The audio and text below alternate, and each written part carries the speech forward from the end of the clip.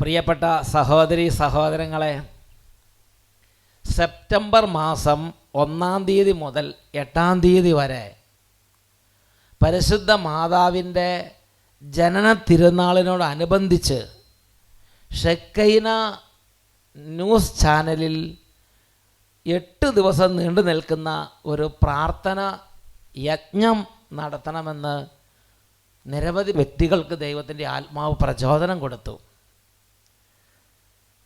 അവർ എന്നെ സമീപിച്ചപ്പോൾ ഞാൻ സന്തോഷത്തോടെ എന്നാൽ കഴിയുന്ന ചെറിയ ഒരു പാർട്ടിസിപ്പേഷൻ, അതിൽ ദൈവത്തിൻ്റെ ആത്മാവ് എന്താണോ ആഗ്രഹിക്കുന്നത് ആ ഒരു ദൗത്യം നിർവഹിക്കാൻ ഞാൻ സമ്മതം പ്രകാശിപ്പിച്ചു. അത് കഴിഞ്ഞ് കുറച്ച് ദിവസങ്ങൾ കഴിഞ്ഞപ്പോൾ പ്രിയപ്പെട്ട, ഞാൻ വളരെയധികം ബഹുമാനിക്കുന്ന സീറോ മലബാർ സഭയുടെ ഞങ്ങളുടെ ശ്രേഷ്ഠ മെത്രാപ്പോലീത്ത കാർഡിനൽ ജോർജ് ആലഞ്ചേരി പിതാവ് ഈ വർഷത്തെ 8 നോമ്പ് എല്ലാവരും നല്ല വിധത്തിൽ പ്രാർത്ഥനയോടും ഉപവാസത്തോടും കൂടെ ചെയ്യണമെന്ന് ഒരു സർക്കുലർ അയക്കുകയും അതൊരുപാട് വിശ്വാസികൾക്ക് ഒത്തിരി ഉണർവ് പ്രദാനം ചെയ്യുകയും ചെയ്തു. എനിക്കും അത് വളരെ ഒരു ഉണർവും ആവേശമായിരുന്നു. സെപ്റ്റംബർ 1 തൊട്ട് സെപ്റ്റംബർ 8 വരെ, അതിൽ സെപ്റ്റംബർ 4-ാം തീയതി സാധിക്കുന്നിടത്തോളം വൈദികർ എല്ലാം അവരവരുടെ സ്ഥലങ്ങളിലിരുന്ന് ഏക ഹൃദയത്തോടെ ലോകത്തിനും സഭയ്ക്കും സഭയുടെ നിയോഗങ്ങൾക്കും വേണ്ടി ജനങ്ങളുടെ ഓരോ തകർച്ചകളിൽ കണ്ണുനീർ, പ്രത്യേകിച്ച് കോവിഡ് ബാധിതരായ ദൈവ മക്കൾക്ക് വേണ്ടി പ്രാർത്ഥിക്കാൻ അഭിമന്യ പിതാവ് ആഹ്വാനം ചെയ്തു. ഒരുമിച്ച് ബലിയർപ്പിച്ചെന്ന് പറഞ്ഞാൽ എല്ലാ സ്ഥലത്തും ഒരേ നിയോഗത്തോടെ കുർബാന അർപ്പിച്ച് പ്രാർത്ഥിക്കാൻ അഭിമന്യ പിതാവ് ആഹ്വാനം ചെയ്തു. നമ്മൾ 2020 പരിശുദ്ധ അമ്മയുടെ 8 നോമ്പ് ആചരണത്തിൽ എത്തി നിൽക്കുമ്പോൾ നമ്മുടെ ഹൃദയങ്ങൾ, പ്രത്യേകിച്ച് എൻ്റെ മനസ്സ് ഈ 8 നോമ്പ് ആചരണത്തിൻ്റെ ആരംഭഘട്ടങ്ങളിലേക്ക് പോവുകയാണ്. സഭയിൽ 8 നോമ്പ് ആചരണത്തിന് വേണ്ടിയുള്ള തുടക്കത്തിൽ, അന്നത്തെ ശരിക്കും ഇതിൻ്റെ ഒരു തുടക്കത്തിൽ ഒരു അസ്വസ്ഥതയുടെ നടുവിലാണ് 8 നോമ്പ് ആചരണം ആരംഭിച്ചത്. വളരെ എന്ന് പറഞ്ഞാൽ വളരെ ഹീനമായ വിധത്തിൽ പെരുമാറുന്ന മതഭ്രാന്തന്മാരായ ഒരു കൂട്ടം ആളുകൾ അങ്ങനെ ഓരോ ദേശങ്ങൾ കീഴടക്കി, അങ്ങനെ സ്ത്രീകളുടെ മാനം കവർന്ന് സ്ത്രീകളും കുട്ടികളും അതിദാരുണമായി പീഡിപ്പിക്കപ്പെട്ട് അങ്ങനെ തകർക്കപ്പെട്ട് അങ്ങനെ വലിച്ചെറിയപ്പെട്ടൊരവസ്ഥയിൽ കടന്നു വരുമ്പോൾ ഒരു പ്രദേശത്തെ സ്ത്രീജനങ്ങളും കുട്ടികളെല്ലാം സംരക്ഷണത്തിന് വേണ്ടി ആകാശത്തിലേക്ക്, സ്വർഗത്തിലേക്ക് ദൃഷ്ടികൾ ഉയർത്തുകയാണ്. കാരണം ഗവൺമെൻറ്റുണ്ട്, ഗവൺമെൻറ്റിന് സഹായിക്കാൻ പറ്റുന്നില്ല. സമൂഹമുണ്ട്, സമൂഹത്തിന് സഹായിക്കാൻ പറ്റുന്നില്ല. ആർക്കും രക്ഷിക്കാൻ ഒരു സ്ഥലത്ത് രക്ഷ കിട്ടുന്നില്ല. അവർ ദൈവസന്നിധിയിൽ, പ്രത്യേകിച്ച് പരിശുദ്ധ മാതാവിനെ വിളിച്ചപേക്ഷിച്ചു. തങ്ങളുടെ ചാരിത്രം സംരക്ഷിക്കാൻ പരിശുദ്ധ മാതാവെ സഹായിക്കണമേ, ഞങ്ങൾക്ക് വേണ്ടി പ്രാർത്ഥിക്കണമേ എന്ന് പറഞ്ഞ് പ്രാർത്ഥിച്ച ഒരു പശ്ചാത്തലം 8 നോമ്പ് ആരംഭത്തെക്കുറിച്ച് ഞാൻ കേട്ടിട്ടുണ്ട്. പ്രിയപ്പെട്ട സഹോദരങ്ങളെ, 8 നോമ്പ് ആരംഭത്തിൻ്റെ പശ്ചാത്തലത്തിൽ, അല്ലെങ്കിൽ ആരംഭത്തിൻ്റെ കാലത്ത് ഉണ്ടായിരുന്ന പശ്ചാത്തലം പോലെ ഇന്ന് നമ്മൾ നിൽക്കുമ്പോൾ ഒരു അസ്വസ്ഥമായ ഒരു സാഹചര്യത്തിലാണ് നമ്മളെല്ലാവരും ഇന്ന് എത്തി നിൽക്കുന്നത്. നമ്മൾ ജീവിക്കുന്ന ഈ കേരളത്തിലെ അന്തരീക്ഷം തികച്ചും മാറിപ്പോയി. ഞാൻ ഓർക്കുന്നുണ്ട്, എൻ്റെ ചെറുപ്പകാലം വളരെ നല്ല കേരളം. എൻ്റെ ബാല്യം 1970കളിലാണ്. എൻ്റെ കൗമാരം 1980കളിലാണ്. എൻ്റെ യൗവനം 1990കളിലാണ്. പ്രിയപ്പെട്ട സഹോദരങ്ങളെ, നല്ല ഓർമ്മകളാണ് കേരളത്തെക്കുറിച്ചും ഇവിടുത്തെ ജനതയെക്കുറിച്ചും ഉള്ളത്. വളരെ സഹിഷ്ണുതയുള്ള, പരസ്പരം ബഹുമാനിക്കുന്ന, ഒരുപാട് സ്നേഹമുള്ള, ഒരു വേദനയോ താഴ്ചയോ വരുമ്പോൾ തോളോട് തോളിൽ സഹായിക്കുന്ന വളരെ നല്ല ഒരു ഓർമ്മയാണ് എൻ്റെ ബാല്യകാലത്തും എൻ്റെ യൗവനകാലത്തും എൻ്റെ കൗമാരകാലത്തും കേരളത്തിലെ ഇവിടുത്തെ എൻ്റെ സഹോദരി സഹോദരങ്ങളിൽ നിന്ന് എനിക്ക് അനുഭവപ്പെട്ടത്. മറിച്ചു അനുഭവമുള്ളവരുണ്ടാകാം, പക്ഷേ ആ കാലഘട്ടത്തിലുള്ള ഒരുപാട് പേരുടെ അനുഭവം നല്ല അനുഭവങ്ങളാണ്, നല്ല സമൂഹം. അതിനേക്കാളും ആ കാലഘട്ടത്തെക്കുറിച്ച് ഞാൻ ചിന്തിക്കുമ്പോൾ നല്ല ശക്തമായ രാഷ്ട്രീയ പാർട്ടികൾ, കോൺഗ്രസ് പാർട്ടി വളരെ പ്രബലമാണ്. നല്ല നേതൃത്വം, പ്രബലമായ നേതൃത്വം, സ്ട്രോങ് ആയ നല്ല ലീഡർഷിപ്പ്. കമ്മ്യൂണിസ്റ്റ് പാർട്ടി നല്ല പ്രബലമായ പാർട്ടി, അതിനും നല്ല സ്ട്രോങ് ആയ ലീഡർഷിപ്പ്. അതുപോലെ മറ്റ് പാർട്ടികളും മുസ്ലിം ലീഗ് നല്ല സ്ട്രോങ് ആയി വളരെ ബലിഷ്ഠമായൊരു പാർട്ടി, അതിനും ശക്തമായ ലീഡർഷിപ്പ്. പ്രിയപ്പെട്ട സഹോദരങ്ങളെ, അങ്ങനെ രാഷ്ട്രീയ രംഗത്ത് ശരിക്കും അരക്ഷിതാവസ്ഥയില്ലായിരുന്നു. നല്ല പ്രബലമായ നല്ല പാർട്ടികൾ, നല്ല ശക്തരായ നേതാക്കന്മാർ, പാർട്ടികൾ നല്ല പ്രബലമായ വിധത്തിൽ കേരളത്തിൽ ഇരിക്കുന്നു. ജനത്തിന് സുരക്ഷിതത്വം ഉണ്ടായിരുന്നു. അത് ഏത് പാർട്ടി ഭരിച്ചാലും ജനത്തിന് ഒരു സുരക്ഷിതത്വം.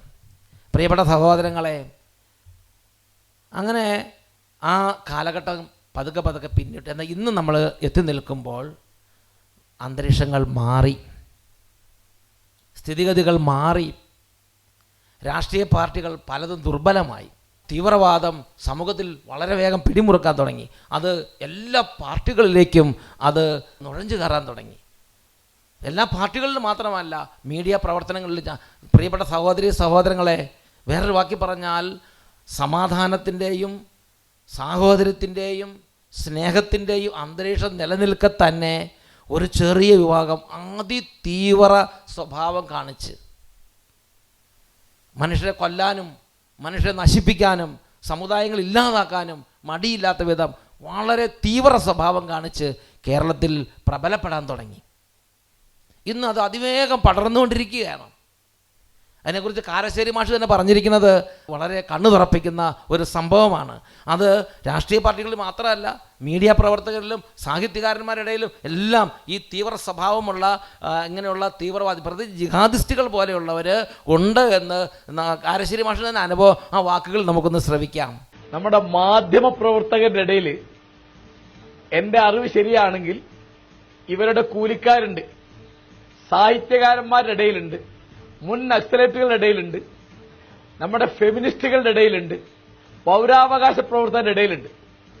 ആ തരത്തിലുള്ള സമ്മാനമായോ സൗജന്യമായോ സൽക്കാരമായോ ഒക്കെ പലതരത്തിൽ കൂലി കിട്ടുന്ന അത്തരം സാംസ്കാരിക രംഗത്തെ പ്രവർത്തകരെ കൂടി ഉപയോഗിച്ചിട്ടാണ് വേണു ഈ പറഞ്ഞ തരത്തിലുള്ള പരിസ്ഥിതി സമരം, ദളിത് പിന്തുണ സമരം, അതുപോലെ ഭൂസംരക്ഷണം, പെയിൻ ആൻഡ് പാലിയേറ്റീവ് തുടങ്ങിയുള്ള കാര്യങ്ങളൊക്കെ നടത്തുന്നത്. എപ്പോഴും കേരളത്തിലെ ഒരു വിചിത്രമായ തമാശ എന്താണെന്ന് വിചാരിച്ചാൽ, അവനവൻ ജനിച്ചു വളർന്ന മതത്തിന്റെ വർഗീയതയോ ഭീകരവാദത്തെയോ എതിർക്കുകയും അന്യ സമുദായത്തിന്റെ വർഗീയതയെ ഭീകരതയെ അനുകൂലിക്കുകയും ചെയ്യാം. അപ്പൊ എന്തായി? ഈ അനുകൂലിക്കുന്ന ആളും സെക്യുലറായി, അനുകൂലിക്കപ്പെടുന്ന ആളും സെക്യുലറായി. അങ്ങനെ ഇവിടെ സെക്യുലർ ആകുന്നതിന്റെ വിചിത്രമായൊരു വ്യാകരണമുണ്ട്. അപ്പോ ഇപ്പോ ഇത്രയും ബഹളമായതുകൊണ്ടാണ്, അല്ലെങ്കിൽ ഈ കൂലിക്കാരൊക്കെ കൂടി വന്നിട്ട് ഈ അന്വേഷണത്തിന്റെ പുറത്ത് തന്നെ ഇവിടെ മുസ്ലിം പീഡനം നടക്കുന്നു, ന്യൂനപക്ഷ പീഡനം നടക്കുന്നു, പോലീസ് രാജാണ് എന്നും പറഞ്ഞ് വരാൻ നിന്നതാ. അതിപ്പോ ഇത്രയും ഭീകരമായതുകൊണ്ടാണ് അവരിപ്പോ മിണ്ടാതിരിക്കുന്നത്. അതുകൊണ്ട് ഇതൊക്കെ സൂക്ഷിച്ചു നോക്കുന്ന ഒരാൾക്ക് മനസ്സിലാവും, കമ്മ്യൂണിസ്റ്റ് പാർട്ടിയിലേക്കോ പോലീസ് സേനയിലേക്കോ ലീഗിലേക്കോ ഒക്കെ അവർ നുഴഞ്ഞു കയറുന്നുണ്ടെങ്കിൽ ആ നുഴഞ്ഞുകയറ്റം മനസ്സിലാക്കാൻ അവർക്ക് പ്രാപ്തിയില്ല എങ്കിൽ അവരെ ആ പണിക്ക് കൊള്ളില്ല എന്നാണ് അർത്ഥം. പൗരാവകാശ പ്രവർത്തകരുടെ ഇടയിൽ അങ്ങനെ ആരൊക്കെ നുഴഞ്ഞു കയറുന്നുണ്ട് എന്ന് കാര്യമായി ഒരു ഉപകരണവും സൗകര്യവും ഒന്നുമില്ലാത്ത ഞങ്ങളൊക്കെ വളരെ ജാഗ്രതയോടുകൂടി ഇരിക്കുകയാണ്. ഒരാൾ പെട്ടെന്ന് വരുമ്പോൾ ഏതെങ്കിലും ഒരു പുഴ സംരക്ഷണം എന്ന് പറഞ്ഞിട്ടോ, അല്ലെങ്കിൽ വൃത്തി എന്ന് പറഞ്ഞിട്ടോ, അല്ലെങ്കിൽ പെയിൻ ആൻഡ് പാലിയേറ്റീവ് എന്ന് പറഞ്ഞിട്ടോ, അല്ലെങ്കിൽ ദളിത് എന്ന് പറഞ്ഞിട്ടോ വരുമ്പോ എന്താണ് ഇതിന്റെ പിന്നിലെ ദുരുദ്ദേശം എന്ന് ഞങ്ങൾ എപ്പോഴും വളരെ കുറച്ച് ആളുകളെ പറ്റിയായി പറയുന്നത്. അപ്പോ ഈ തരത്തിൽ ഇപ്പൊ ഞാൻ ഒരൊറ്റ ഉദാഹരണം പറഞ്ഞുതരാം. ഇവിടെ വധശിക്ഷാ വിരുദ്ധ ക്യാമ്പയിൻ നടക്കുമ്പോൾ അതിന്റെ കോഴിക്കോട്ട് ഒരു മീറ്റിംഗ് നടക്കുന്നു. അപ്പൊ വധശിക്ഷയ്ക്കെതിരുള്ള ഒരാളാണ് ഞാൻ. അപ്പൊ അതിന്റെ ഒരു പ്രവർത്തകൻ എന്നെ വിളിച്ചപ്പോൾ ഞാൻ ചോദിച്ചു, ഇതിൽ ആരൊക്കെയാണ് സഹകരിക്കുന്നത്? അപ്പൊ ഇങ്ങനെ പല പേരും പറഞ്ഞ കൂട്ടത്തിൽ അയാൾ പറഞ്ഞു, NDF വേറെ പേരിലുണ്ട് വധശിക്ഷാ വിരുദ്ധ സമരത്തിലെ. അതായത് ഗവൺമെന്റ്, കോടതി ഒരാളെ തൂക്കിക്കൊല്ലാൻ വിധിക്കുന്നത് ശരിയല്ല, അത് മനുഷ്യത്വ വിരുദ്ധമാണ് എന്ന സമരത്തിൽ അവരുണ്ട്. എങ്ങനെ? വേറെ പേരിലാണ്. അപ്പൊ ഞാൻ അയാളോട് പറഞ്ഞു, എന്റെ സുഹൃത്തെ, ഞാൻ ഇതിനൊന്നുമില്ല. കാരണം ഇവർക്ക് റോഡിലിട്ട് വെട്ടിക്കൊല്ലാമെന്നും ഒരു കോടതി വിചാരണ നടത്തി കുറ്റം തെളിയിച്ച് കുറ്റവാളിയും കൂടി കുറ്റം ബോധ്യപ്പെടുത്തി കഴിഞ്ഞ് ശിക്ഷ വിധിക്കുന്നതും തമ്മിൽ വലിയ വ്യത്യാസമുണ്ട്. ഞാൻ വധശിക്ഷയ്ക്കെതിരാണെങ്കിലും ഈ സമരത്തിന് ഞാനില്ല. അങ്ങനെ ഞാനൊരു ഉദാഹരണം പറയാണ്.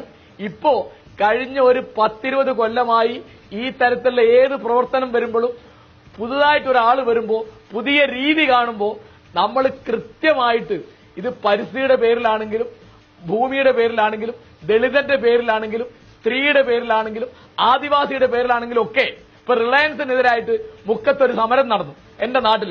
ഞാൻ ആ സമരത്തിൽ പങ്കെടുത്തില്ല. എന്താ കാരണം വെച്ചാല് ആ സമരത്തിന്റെ മുൻനിരയിൽ അല്ല പിൻനിരയിൽ ഉണ്ടായിരുന്നത് ജമാഅത്തെ ഇസ്ലാമിയാണെന്ന് എനിക്ക് മനസ്സിലായി.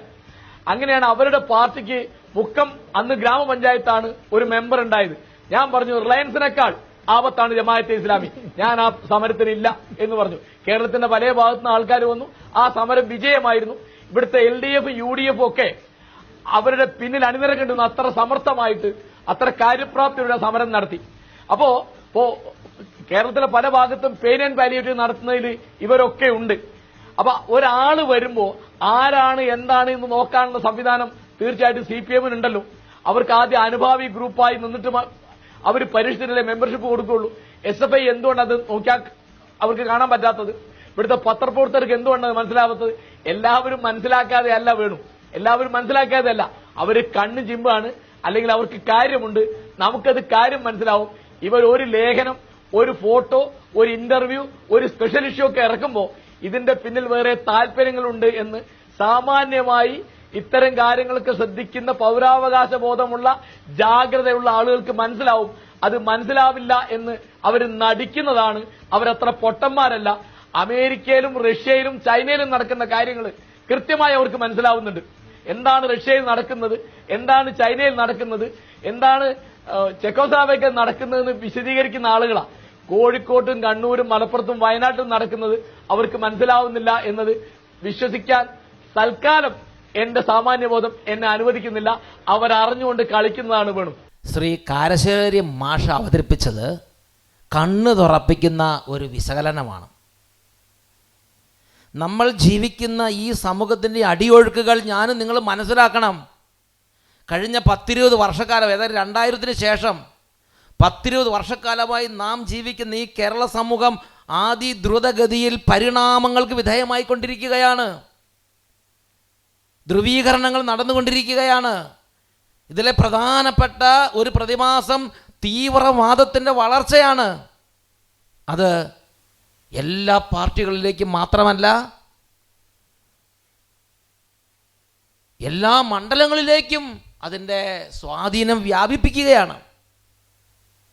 ഈ അടുത്ത കാലത്ത് സോഷ്യൽ മീഡിയയിലും മാധ്യമ ചർച്ചകളിലും ചാനൽ ചർച്ചകളിലും സിനിമാ രംഗത്തും മറ്റൊരുപാട് തരത്തിലുള്ള സാമൂഹിക ജീവിത മണ്ഡലങ്ങളിൽ, ഓരോ മണ്ഡലങ്ങളിലും പ്രിയപ്പെട്ട സഹോദരങ്ങളെ, വന്ന് ഭവിച്ച മാറ്റങ്ങളെ സൂക്ഷ്മമായി നിരീക്ഷിച്ചാൽ അതിൻ്റെ പുറകിൽ ഒരു ടാർഗറ്റ് ചെയ്ത പ്രവർത്തനം നടത്തിക്കൊണ്ടിരിക്കുന്ന ചില സമൂഹങ്ങളുള്ളതായി നമുക്ക് മനസ്സിലാകും. കാരശ്ശേരി മാഷ് പറഞ്ഞത് ശ്രദ്ധിച്ചില്ലേ? സമൂഹത്തിൽ ഒരുവിധം നല്ല വിലയും നിലയുള്ള ഒരാളുണ്ടെങ്കിൽ ആ ആളെ എങ്ങനെയെങ്കിലും ആ സമൂഹത്തിന് അങ്ങനെയുള്ള പ്രവർത്തനങ്ങൾക്ക് ഒരു സമൂഹത്തിലൊരു അക്സെപ്റ്റൻസ് കിട്ടാൻ, ഒരു സ്വീകാര്യത കിട്ടാൻ അവരെ കൂടെ നിർത്തുക. അതിനെക്കുറിച്ച് മറ്റൊരു സോഷ്യൽ അനാലിസിസ് നടത്തുന്നൊരു വ്യക്തി, അദ്ദേഹത്തിൻ്റെ ഒരു അനുഭവം അദ്ദേഹം പറയാണ്, ഓരോ മനുഷ്യൻ്റെയും കഴുത്തിലൊരു പ്രൈസ് ടാഗ് ഉണ്ട്. ആ മനുഷ്യന് ആ വില കൊടുത്താൽ ആ മനുഷ്യന് അവർ പറഞ്ഞൊക്കെ ചെയ്യും. അങ്ങനെ ഇന്ന് കേരള സമൂഹത്തിൽ നമുക്ക് പലരെയും കാണാൻ പറ്റും. ആ വിശകലനം നമുക്കൊന്ന് ശ്രദ്ധിക്കാം. ഓരോ മനുഷ്യനും ഒരു വിലയുണ്ട്.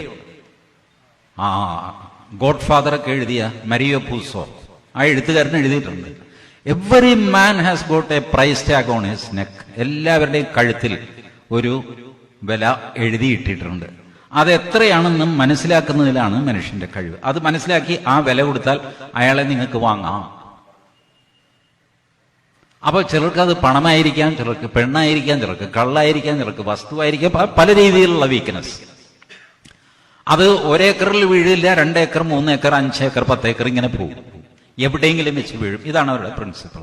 അതായത് ഇന്ന് മീഡിയ ചേരി തിരിഞ്ഞ് റിപ്പോർട്ടിംഗ് നടത്തുമ്പം എന്ന് പറഞ്ഞാൽ ഒരു പ്രത്യേകിച്ച് ക്രിസ്തീയ സമൂഹത്തെ വംശഗത്ത് ചെയ്യുന്നത് എന്ന് പറഞ്ഞാൽ തേജോവധം ചെയ്ത് അതിനെ നശിപ്പിക്കുന്ന വിധത്തിലുള്ള ഒരുപാട് മൂവ്മെൻറ്റുകൾ നമുക്ക് കാണാൻ സാധിക്കും.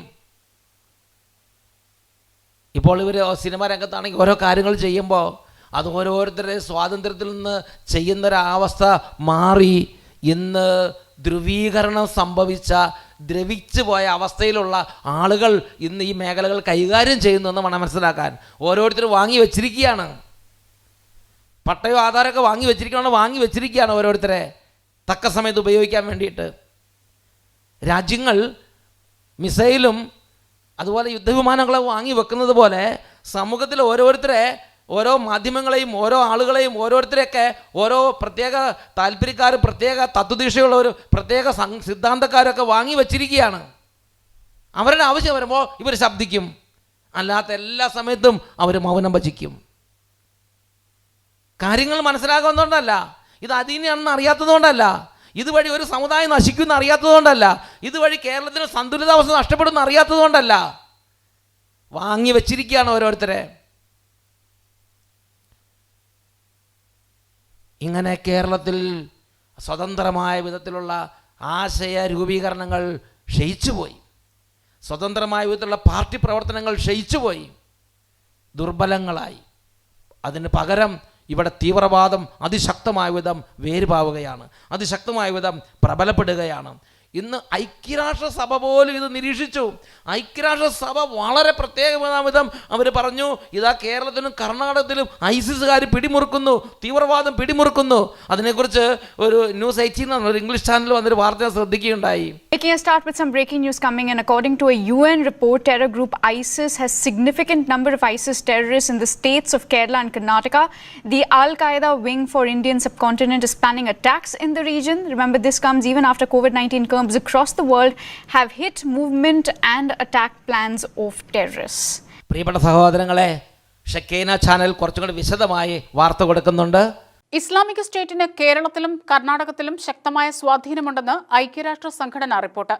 ഐക്യരാഷ്ട്രസഭയുടെ analytical support and sanction monitoring സംഘത്തിന്റെ റിപ്പോർട്ടിലാണ് കേരളം ഉൾപ്പെടെയുള്ള സംസ്ഥാനങ്ങളിലെ ഇസ്ലാമിക സ്റ്റേറ്റ് തീവ്രവാദികളുടെ സാന്നിധ്യം വെളിപ്പെടുത്തിയിരിക്കുന്നത്.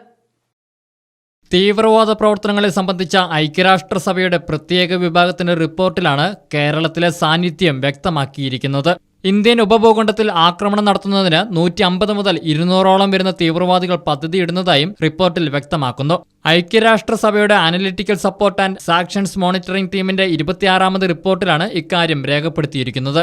ഇന്ത്യ, പാകിസ്ഥാൻ, ബംഗ്ലാദേശ്, മ്യാൻമാർ എന്നീ രാജ്യങ്ങളിൽ നിന്നുള്ള തീവ്രവാദികളാണ് ഇതിനായി തയ്യാറെടുക്കുന്നതെന്നും റിപ്പോർട്ടിൽ വ്യക്തമാക്കുന്നു. അഫ്ഗാനിസ്ഥാനിലെ താലിബാന്റെ നേതൃത്വത്തിൽ ഇന്ത്യൻ ഉപഭൂഖണ്ഡത്തിൽ പ്രവർത്തിക്കുന്ന അൽ-ഖ്വയ്ദയാണ് പദ്ധതികൾ നടപ്പാക്കാൻ ഒരുങ്ങുന്നതെന്നും റിപ്പോർട്ടിൽ പറയുന്നു. 2019 മെയിൽ പ്രഖ്യാപിച്ച ഹിന്ദു വിലയ എന്ന സംഘടനയുടെ നേതൃത്വത്തിലാണ് പ്രവർത്തനമെന്നും റിപ്പോർട്ടിൽ സൂചിപ്പിക്കുന്നു.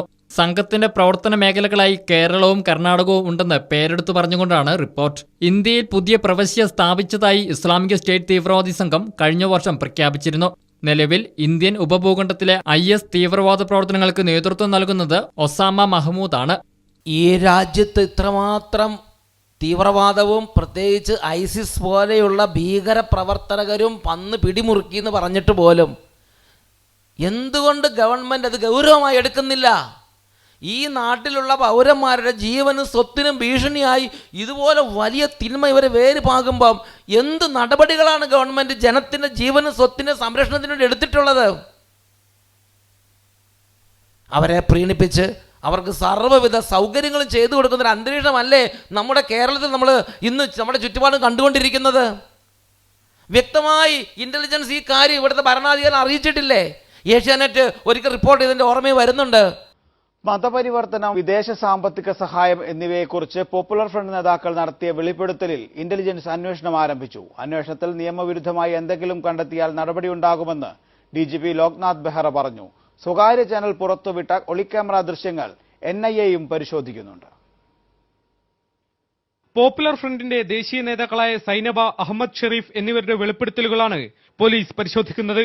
മതപരിവർത്തനം നടത്തുന്ന രീതി, സംഘടനയ്ക്ക് ലഭിക്കുന്ന വിദേശ സഹായം എന്നിവയാണ് ഒരു ദേശീയ മാധ്യമത്തിന്റെ ഒളിക്യാമറയിൽ നേതാക്കൾ വെളിപ്പെടുത്തിയത്. ഇന്ത്യയെ ഇസ്ലാമിക രാഷ്ട്രമാക്കുകയാണ് ലക്ഷ്യമെന്നായിരുന്നു പോപ്പുലർ ഫ്രണ്ടിന്റെ സ്ഥാപക നേതാവ് അഹമ്മദ് ഷെരീഫിന്റെ വെളിപ്പെടുത്തൽ.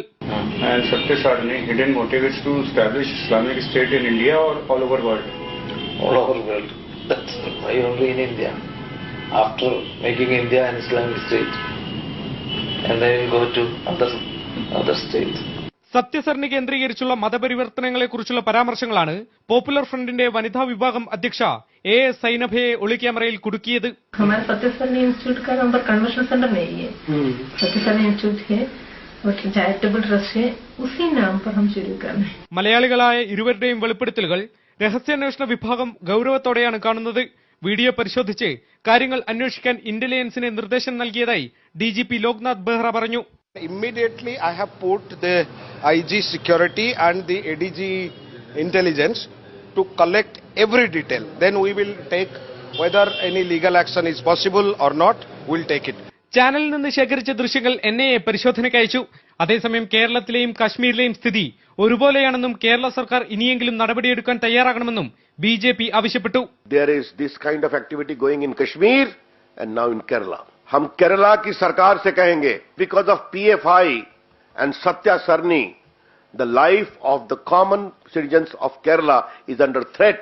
The life of the common people in Kerala is under threat. ഇത് ഞാനും നിങ്ങൾ മനസ്സിലാക്കേണ്ട സമയമാണ്. ഇത് ഞാനും നിങ്ങൾ ഇന്ന് മനസ്സിലാക്കിയില്ലെങ്കിൽ ഒരു 10 വർഷം കഴിയുമ്പോൾ പ്രിയ സഹോദരങ്ങൾ നമ്മൾ വളരെയധികം വില കൊടുക്കേണ്ടി വരും. നമ്മൾ വളരെയധികം ദുഃഖിക്കേണ്ടി വരും.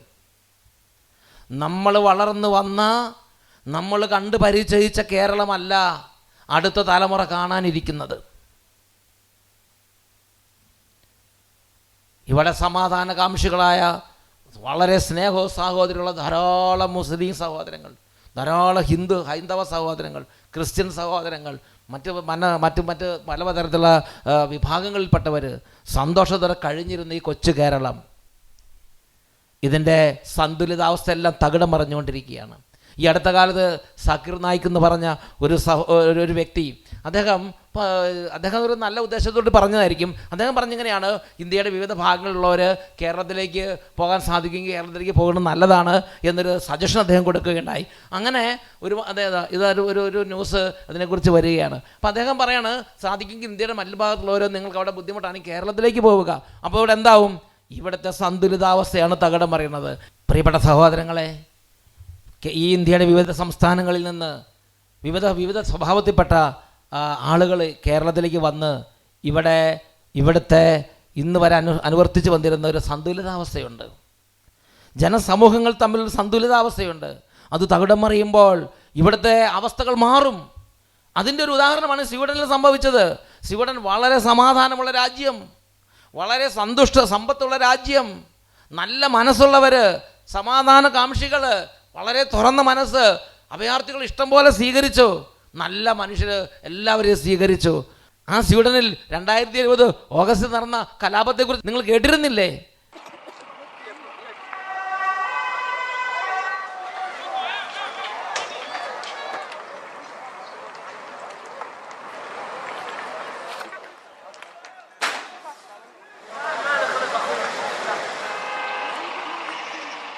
ഒരു ചെറിയ ന്യൂനപക്ഷമായിരിക്കാം, പ്രത്യേകിച്ച് ഒരു സമുദായത്തിൽ വളരെ നല്ലവർ സമാധാനകാംക്ഷികൾ ഒരുപാട് പേരുണ്ടെങ്കിൽ ഒരു 10%, ഒരു 5% മതി ഇതുപോലുള്ള ക്രിമിനൽ ആക്ടിവിറ്റീസ്, ഇതുപോലുള്ള തീവ്ര പ്രവർത്തനങ്ങൾ കാണിച്ച് ആ സമുദായത്തെ മുഴുവൻ ഒരു ചീത്തപ്പേരുണ്ടാക്കാൻ വേണ്ടിയിട്ട്.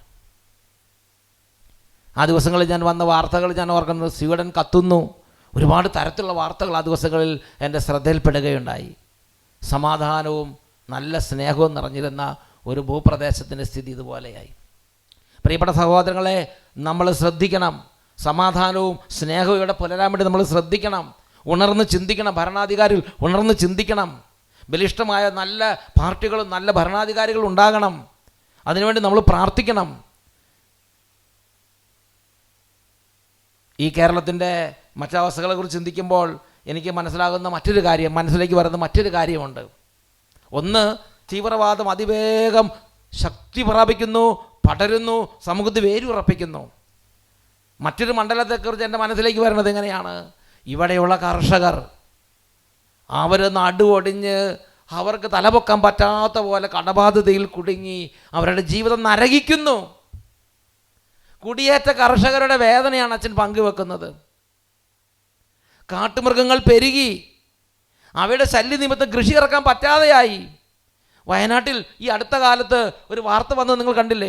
ഒരു ചെറുപ്പക്കാരനെ കടുവ പിടിച്ച് അതിനെ തിന്ന് അതിന് തല മാത്രം ബാക്കി, അസ്ഥി കൂടെ മാത്രം അവശേഷിക്കുന്ന ദയനീയം കരൾ അലിയിപ്പിക്കുന്ന ഒരു കാഴ്ച. കാട്ടുമൃഗങ്ങളുടെ ശല്യം, കാട്ടുമൃഗങ്ങൾ കൃഷിയിടങ്ങളിൽ നിരങ്ങി ജീവിതം നരകിക്കുന്ന അവസ്ഥയിൽ ഇന്ന് അസംഖ്യം കുടിയേറ്റ കർഷകർ മലയോര മേഖലകളിൽ കടന്ന് നീറുകയാണ്. അതിൻ്റെ കൂടെയാണ് വനവകുപ്പ് ഉദ്യോഗസ്ഥരുടെ കിരാത നടപടി. ഈ അടുത്ത കാലത്ത് പത്തനംതിട്ടയിൽ നിന്നൊരു വാർത്ത വന്നത് എന്നെ ഒരുപാട് വേദനിപ്പിച്ചു. പൊന്നു എന്ന് പറയുന്ന ഒരു ഒരു ഒരു ഒരു ഒത്ത ചെറുപ്പക്കാരൻ, ആ വാർത്ത വളരെ ഹൃദയഭേദകമായ വേദനയോടെ മാത്രമേ എനിക്കന്ന് ശ്രവിക്കാൻ കഴിഞ്ഞു. ദിവസങ്ങളോളം അത് എൻ്റെ മനസ്സിൽ നിന്ന് മായാതെ നിന്നു. ഫോറസ്റ്റ് ഉദ്യോഗസ്ഥന്മാർ കസ്റ്റഡിയിലെടുത്ത ഫാം ഉടമ കിണറ്റിൽ മരിച്ച നിലയിൽ. നല്ല മര്യാദയ്ക്ക് കുടുംബത്തിൽ നന്നായിട്ട് അധ്വാനിച്ച കുടുംബത്തെ, എത്ര 5-8 അംഗങ്ങളുള്ള ഒരു വലിയ കുടുംബത്തെ തീറ്റിപ്പോറ്റി ഏക ഏണിംഗ് മെമ്പർ, ആ കുടുംബത്തിൻ്റെ അന്നദാതാവ്, ഏക ഏണിംഗ് മെമ്പർ, അതിനെ ഒരു ദിവസം എന്തോ ചില കാര്യങ്ങൾ, മനുഷ്യരല്ലേ, എന്തെങ്കിലും പ്രശ്നങ്ങളുണ്ടായിരിക്കും, എന്തോ ചില കാര്യങ്ങൾ കൊണ്ട് വനപാലകർ, ഫോറസ്റ്റ് ഉദ്യോഗസ്ഥർ വന്ന് കസ്റ്റഡിയിലെടുത്ത് പിന്നെ 2-2.5 മണിക്കൂർ കഴിഞ്ഞപ്പോൾ കിണറ്റിൽ മരിച്ച നിലയിലാണ് കണ്ടെത്തുന്നത്. ഇതൊക്കെ പുറത്തു വന്നു. ഇതുപോലെ പുറത്തു വരാത്ത എത്ര പീഡനങ്ങൾ, എത്ര അവസ്ഥകൾ, അടിച്ചമർത്തലുകൾ മലയോര കർഷകർ ഇന്ന് മലയോരങ്ങളിൽ അനുഭവിച്ച് നരകിച്ചുകൊണ്ടിരിക്കുന്നു. അത് ജാതിയത മതാത നോക്കിയിട്ടുള്ള കർഷകരാണത്. ഈ നാട്ടിൽ അന്നം ഉണ്ടാക്കുന്നവരാണവർ, ഈ നാട്ടിൽ ഭക്ഷണം ഉണ്ടാക്കുന്നവരാണവർ, ഈ നാടിന് ജീവനാണവർ. അവർ കാട്ടുമൃഗങ്ങളുടെയും ഇതുപോലുള്ള ഒരുപാട് തരത്തിലുള്ള ദുഷ്ട ശക്തികളുടെ എല്ലാം ഞെരുക്കത്തിൽ, പീഡനത്തിൽ അമർന്ന് വേദനിച്ച് നരകിച്ച് കഴിയുന്നൊരു നാടായി നമ്മുടെ ഈ നാട്, നമ്മുടെ ഈ നല്ല ആ കേരള നാട് മാറി. പ്രിയപ്പെട്ട സഹോദരങ്ങളെ, അടുത്തതായി എൻ്റെ മനസ്സിലേക്ക് വരുന്നത് ന്യൂനപക്ഷങ്ങളുടെ സംവരണം അട്ടിമറിച്ച് വേദനിക്കുന്ന ഒരുപാട് പേര്. എന്ന് പറഞ്ഞാൽ ഇന്ന് കേരളത്തിൽ ക്രിസ്തീയ സമൂഹം അന്യം നിന്ന് പോവുകയാണ്. ഇന്ന് കേരളത്തിൽ ക്രിസ്തീയ സമൂഹം വംശഹത്യ നേരിടുകയാണ്. ഭീകരമാം വിധം ഭീഷണി നേരിടുന്ന ഒരു സമൂഹമായി കേരളത്തിൽ ഇന്ന് ക്രിസ്തീയ സമൂഹം മാറിക്കഴിഞ്ഞു. കാരണം അവർക്ക് സംവരണ അനുവാദം അനുസരിച്ച് ലഭിക്കേണ്ട അവസരങ്ങൾ ലഭിക്കുന്നില്ല. അവരുടെ മക്കൾക്ക് നല്ല അഡ്മിഷൻ വേണ്ട പോലെ കിട്ടുന്നില്ല. അവരുടെ മക്കൾക്ക് ജോലി വേണ്ട പോലെ അർഹതപ്പെട്ട അവകാശം അവർക്ക് ലഭിക്കുന്നില്ല. അതുകൊണ്ട് അവരെവിടെയെങ്കിലും പഠിച്ച് വിദേശത്തേക്കും മറ്റ് രാജ്യങ്ങളിലേക്കും പ്രവാസികളായി തൊഴിൽ അന്വേഷിച്ച് അലയേണ്ട ഒരു സ്ഥിതിവിശേഷം ഇന്ന് നമ്മുടെ കേരള നാട്ടിൽ ഇരിക്കുകയാണ്. സംശയമുണ്ടെങ്കിൽ സഹോദരങ്ങളെ, ചുറ്റും നിങ്ങളൊന്ന് അന്വേഷിക്കുക. സത്യസന്ധമായി കാര്യങ്ങൾ നിങ്ങൾ പഠിക്കുക. എന്നെ കേട്ടുകൊണ്ടിരിക്കുന്ന നാനാജാതി മതസ്ഥരുണ്ട്. നിങ്ങൾ സത്യസന്ധമായി കാര്യങ്ങളൊന്ന് പഠിക്കുക. പ്രവാസികളായി ഗൾഫ് രാജ്യങ്ങളിലും യൂറോപ്യൻ രാജ്യങ്ങളിലും അവർക്കറിയാം അവിടെ പോയാൽ തങ്ങളുടെ വിശ്വാസ ജീവിതം താറുമാറാകുമെന്ന്. പക്ഷെ നിലനിൽപ്പിന് വേണ്ടിയുള്ള ഓട്ടത്തിലാണവർ. നിലനിൽപ്പിന് വേണ്ടിയുള്ള സമരത്തിലാണവർ. ഒട്ടനവധി വലിയൊരു ശതമാനം ക്രൈസ്തവ മക്കൾ ഇന്ന് പ്രവാസികളാണ്. എത്രയോ പേര് ദുരിതത്തിൽ, എത്രയോ പേരുടെ വിശ്വാസം തകർന്നു, എത്രയോ പേരുടെ കുടുംബം തകർന്നു, എത്രയോ പേരുടെ ഭാവി തകർന്നു. പ്രവാസികളായി വേദനിക്കുന്ന ഒരുപാട് അംഗങ്ങളുള്ള ഒരു സമുദായമായി, ഒരു സമൂഹമായി ഇന്ന് ക്രിസ്തീയ സമൂഹം മാറിക്കഴിഞ്ഞു. അതുപോലെ പോലീസ് ഡിപ്പാർട്ട്മെൻറ്റുകളിലും മറ്റ് ഓരോ തരത്തിലുള്ള ഡിപ്പാർട്ട്മെൻറ്റുകളുള്ള വിവേചനം ഞാൻ ഓർക്കുന്നുണ്ട്. മറുനാടൻ മലയാളിയോ ഒരു ചാനലിലൊരു വാർത്ത. ആ വാർത്ത ഇങ്ങനെയാണ്: വൈദികന് അറസ്റ്റ്, ഉസ്താദിന് കയ്യടി. ഒരേ കാര്യം നമ്മുടെ ഈ കേരള സമൂഹത്തിൽ ചെയ്താൽ ആളും തരവും നോക്കിയുള്ള നിയമ നടപടികൾ. താമരശ്ശേരി പോലീസ് അല്ലെങ്കിൽ താമരശ്ശേരി രൂപതയുടെ അധിപൻ റിമിഞ്ജൂസ് പിതാവ്, ആ പിതാവ് ഒരു ചെറിയ കാര്യം എന്തോ ഒരു മീറ്റിംഗ് നടത്തുകയോ എന്തോ ഒരു കാര്യം ചെയ്ത സമയത്ത് ആ പിതാവിനെതിരെ കേസെടുത്തു എന്ന് പറഞ്ഞ് ഒരു വാർത്ത വരികയുണ്ടായി. താമരശ്ശേരി ബിഷപ്പിനെതിരെ കേസ്. എന്താ കാരണം? അവിടെ ആ ഒരു കർഷകരുടെ പ്രശ്നത്തിന് വേണ്ടി എന്തോ ഒരു സമരം ഉദ്ഘാടനം ചെയ്യോ എന്തോ ഒരു കാര്യം ഉണ്ടായി. ആ ഒരു കാര്യത്തിൽ ചെന്നപ്പോൾ നിയമങ്ങളെല്ലാം പാലിച്ചെന്ന് അകലം പാലിച്ചിരുന്ന എന്തോ ഒരു അതാർക്ക് എവിടെ വേണമെങ്കിലും ഒരു പഴുതുണ്ടല്ലോ. അകലം നിയമം പാലിച്ചിട്ടാണോ ഈ കേരളത്തിൽ ആ കൊറോണ കാലത്ത്, പ്രത്യേകിച്ച് ലോക്ക്ഡൗൺ ഉണ്ടായിരുന്ന കാലത്ത്, കേരളത്തിലെ പ്രമുഖ ഒരു രാഷ്ട്രീയ നേതാവിൻ്റെ ശവസംസ്കാരം നടന്നത്? എന്നാൽ ആ ഇടുക്കി പിതാവിൻ്റെ ശവസംസ്കാര കാര്യത്തിൽ, ഫ്യൂണറലിൻ്റെ കാര്യത്തിൽ എന്തായിരുന്നു ഇത്ര കടുംപിടുത്തം? ഞങ്ങളുടെ മതാചാര്യന്മാരെ അവഹേളിക്കുകയും അപകീർത്തിപ്പെടുത്തുകയും ഞങ്ങൾക്ക് കടുത്ത വേദനയുണ്ട്. വിവേചനം കാണിക്കുന്നതിൽ കടുത്ത വേദനയോടുകൂടിയാണ് ഈ സംസാരിക്കുന്നത്.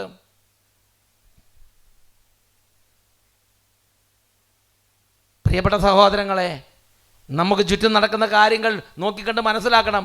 അമേരിക്കയിലും റഷ്യയിലും ചെക്കോസ്ലോവാക്യയിലും കാര്യങ്ങൾ നടക്കുന്നതെല്ലാം മനസ്സിലാക്കാൻ കഴിവുള്ളവരാണ്. എന്തുകൊണ്ട് കണ്ണൂരും കോഴിക്കോട്ടും താമരശ്ശേരിയിലും ഇടുക്കിയിലും നടക്കുന്ന കാര്യങ്ങൾ മനസ്സിലാകുന്നില്ല? കേരള സമൂഹത്തിൽ ഞാൻ ശ്രദ്ധിക്കുമ്പോൾ കാണുന്ന മറ്റൊരു പ്രതിഭാസം, പ്രതിവർഷം 1000-ലധികം കുട്ടികൾ മിസ്സിങ്. അവരെവിടെ പോയെന്ന് ആർക്കും അറിയാൻ പാടില്ല. ഞാൻ വെറുതെ പറയല്ല, ഇന്ത്യയുടെ ഒഫീഷ്യൽ സൈറ്റിൽ national crime records bureau, ministry of home affairs, national crime records bureau, ministry of home affairs, അതിൽ report on missing women and children in India, ആ ബ്യൂറോയുടെ ക്രൈം ഡിപ്പാർട്ട്മെൻറ്റിൻ്റെ ഒഫീഷ്യൽ സൈറ്റിലുള്ള കണക്കാണ് അച്ഛനെ പറയണത്. ഒരു വർഷം കേരളത്തിൽ മിസ്സിംഗ് ആകുന്ന കുട്ടികളുടെ എണ്ണം, hundreds of children go missing every day in the country. Table 7 demonstrates the data of missing children for the year 2016, 2017, 2018. 2016, 2017, 2018 കാലഘട്ടങ്ങളിൽ ഇന്ത്യയിൽ കുട്ടികൾ മിസ്സിംഗ് ആയതിൻ്റെ ഒരു ടേബിൾ ചൂണ്ടി കാണിക്കാൻ പോവുകയാണ്. അവിടെ എഴുതിയിരിക്കുകയാണ്, during the year 2016 a total of 63,407 എന്ന് പറഞ്ഞാൽ 63,407 കുട്ടികളെ ഇന്ത്യയിൽ നിന്ന് മൊത്തം 2016 മിസ്സിംഗ് ആണ്.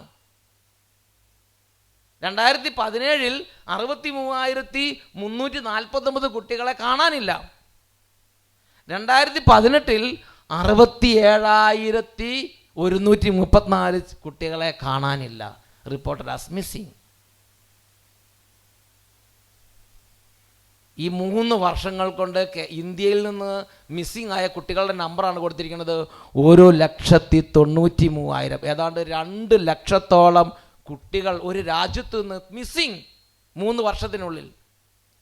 കൊറോണ വന്നിട്ട് ഇന്ത്യയിൽ ഇത്രയും കുട്ടികൾ മരിച്ചിട്ടുണ്ടോ?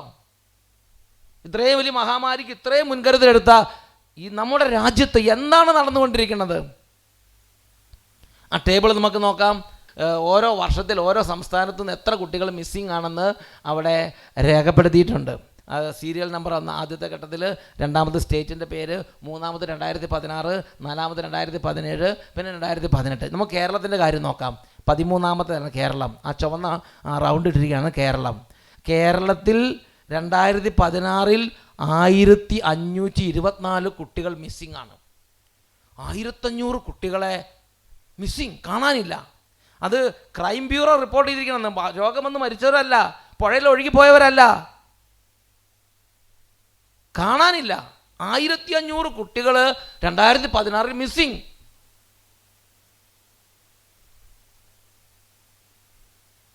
ഇവിടെ കൊറോണ വന്നത് ഇത്ര ആളുകൾ മരിച്ചിട്ടുണ്ടോ? അടുത്തത് 2017 1568 കുട്ടികൾ 2017 മിസ്സിംഗ്. 2018 1000, ഓരോ വർഷവും നമ്പർ ഇൻക്രീസ് ചെയ്തുകൊണ്ടിരിക്കുകയാണ്. 1991, ഏതാണ്ട് 2000 കുട്ടികളാണ് 2018 മിസ്സിംഗ് ആയത്.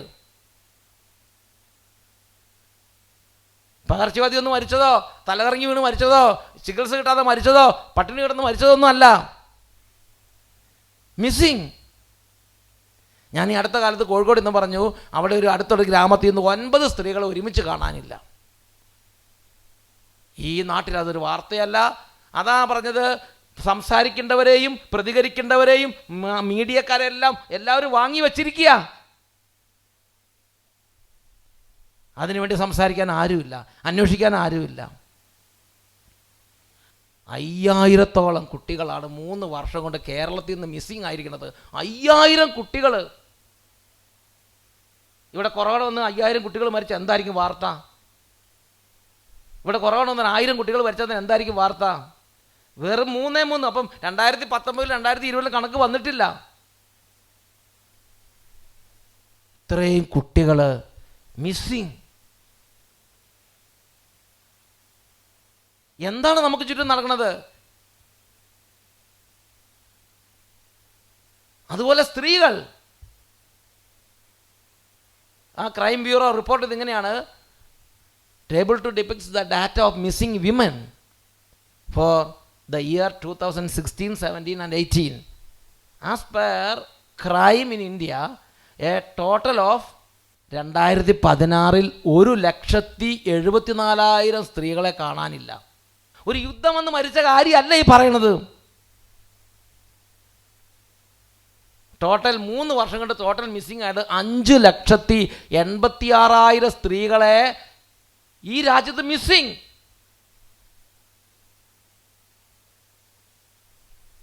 ഞാൻ ആ നൈജീരിയയിലും ഇറാഖിലൊക്കെയാണ് തട്ടിക്കൊണ്ട് പോകുന്നതായിട്ട് കേട്ടിരിക്കുന്നത്.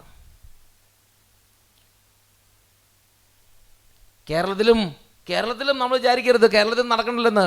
കേരളത്തിലും കണക്കുണ്ട്.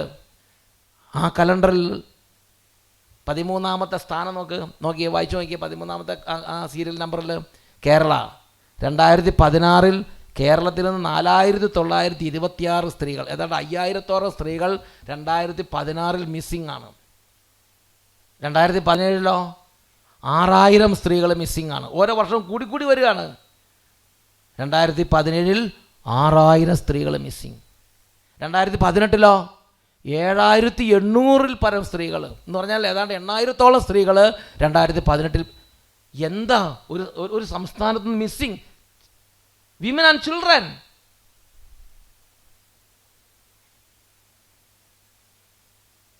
ഇത് ഊതിപ്പെരിപ്പിച്ച കണക്കാന്ന് വിചാരിക്കരുത്. കാരണം എല്ലാ കണക്കും ഒരുപക്ഷെ ഗവൺമെൻറ് കയ്യിൽ കിട്ടില്ല. ആ ക്രൈം ബ്യൂറോയുടെ കണക്കിൽ, ഒഫീഷ്യൽ കണക്കിൽ കിട്ടിയതിൻ്റെ ഒരു ചിത്രം അവർ പുറത്തുവിട്ടിരിക്കുന്നതാണ്. അതായത് 3 വർഷം കൊണ്ട് കേരളത്തിൽ നിന്ന് മിസ്സിങ് ആയത് എത്രയാണ്? 10, 100, 1000, 18,000 സ്ത്രീകൾ.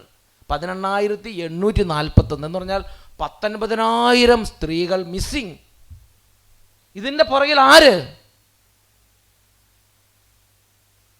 ഈ മണ്ഡലത്തെക്കുറിച്ച് ഗവൺമെൻറ് അന്വേഷിക്കുന്നുണ്ടെങ്കിൽ ആ അന്വേഷണത്തിൻ്റെ ഫലം എന്ത്? പൊതുജനം എന്തറിയുന്നു? ഞാൻ പല സ്ഥലത്തും അന്വേഷിച്ചിട്ട് എനിക്കതിനെക്കുറിച്ച് ഒരു റിപ്ലൈ കിട്ടിയിട്ടില്ല.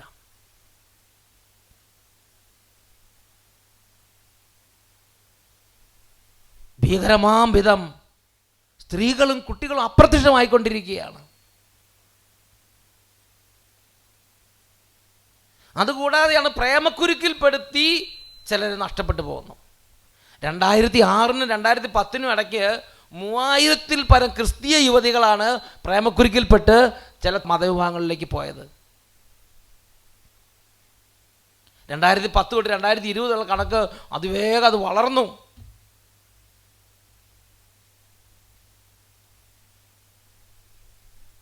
നമ്മൾ ഈ 2020 സെപ്റ്റംബർ 1 തൊട്ട് 8 വരെ 8 നോമ്പിന് വേണ്ടി ഒരുങ്ങുന്നതിൻ്റെ ആമുഖത്തിൽ നിൽക്കുമ്പോൾ ഇന്ന് ഞാനും നിങ്ങൾ നിൽക്കുന്നത് ഇങ്ങനത്തെ ഒരു സമൂഹത്തിന് മുമ്പിലാണ്. ഇങ്ങനത്തെ ഒരു സാമൂഹിക പശ്ചാത്തലത്തിലാണ് നമ്മൾ ജനിച്ചതും നമ്മൾ വളർന്നതും. നമ്മുടെ യൗവനവും എൻ്റെ പ്രായത്തിലുള്ളവർ അവരുടെ ബാല്യവും യൗവനവും ചെലവഴിച്ച ഒരു കേരളമല്ല ഇന്നത്തെ കേരളം. ഇന്നിപ്പം നമ്മൾ കാണുന്നതായിരിക്കില്ല 10 വർഷം കഴിയുമ്പോൾ നമ്മുടെ അടുത്ത തലമുറ, അല്ലെങ്കിൽ ആ തലമുറ കഴിഞ്ഞു വരുന്ന തലമുറ ജീവിക്കുന്നത് എൻറ്റയർലി ഡിഫറൻ്റായ ഒരു രാജ്യത്തായിരിക്കും, ഒരവസ്ഥയിലായിരിക്കും. നമ്മൾ എന്ത് ചെയ്യണം? ഞാൻ അതിനെക്കുറിച്ച് ദൈവത്തിൻ്റെ സന്നിധിയിൽ പ്രാർത്ഥിച്ചു. അപ്പോൾ എനിക്ക് 2-3 കാര്യങ്ങൾ മനസ്സിലേക്ക് ഓർമ്മ വന്നതെന്ന് പറയാം. ഒന്നാമത്തെ കാര്യം ഇതാണ്. ഒന്നാമത്തെ കാര്യം, പ്രിയപ്പെട്ട സഹോദരൻ, കൊല്ലും കൊലയും കൊള്ളിവെപ്പും സമൂഹനാശവും വരുന്നത്, തകർച്ചയും മരണവും സമൂഹനാശവും എന്തു വന്നാലും കുഴപ്പമില്ലെന്ന് പറഞ്ഞ് മനുഷ്യരെ കിരാതമായി കൊല്ലും കൊലയും ചെയ്യുന്നത് ശരിക്കും നല്ല ദൈവത്തിൻ്റെ ആത്മാവല്ല.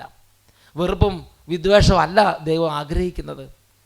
ഇത് നമ്മൾ ഒരു കാരണവശാലും നമ്മുടെ ഈ സമൂഹത്തിൽ സാഹോദര്യം നശിക്കുന്നൊരവസ്ഥ വരരുത്.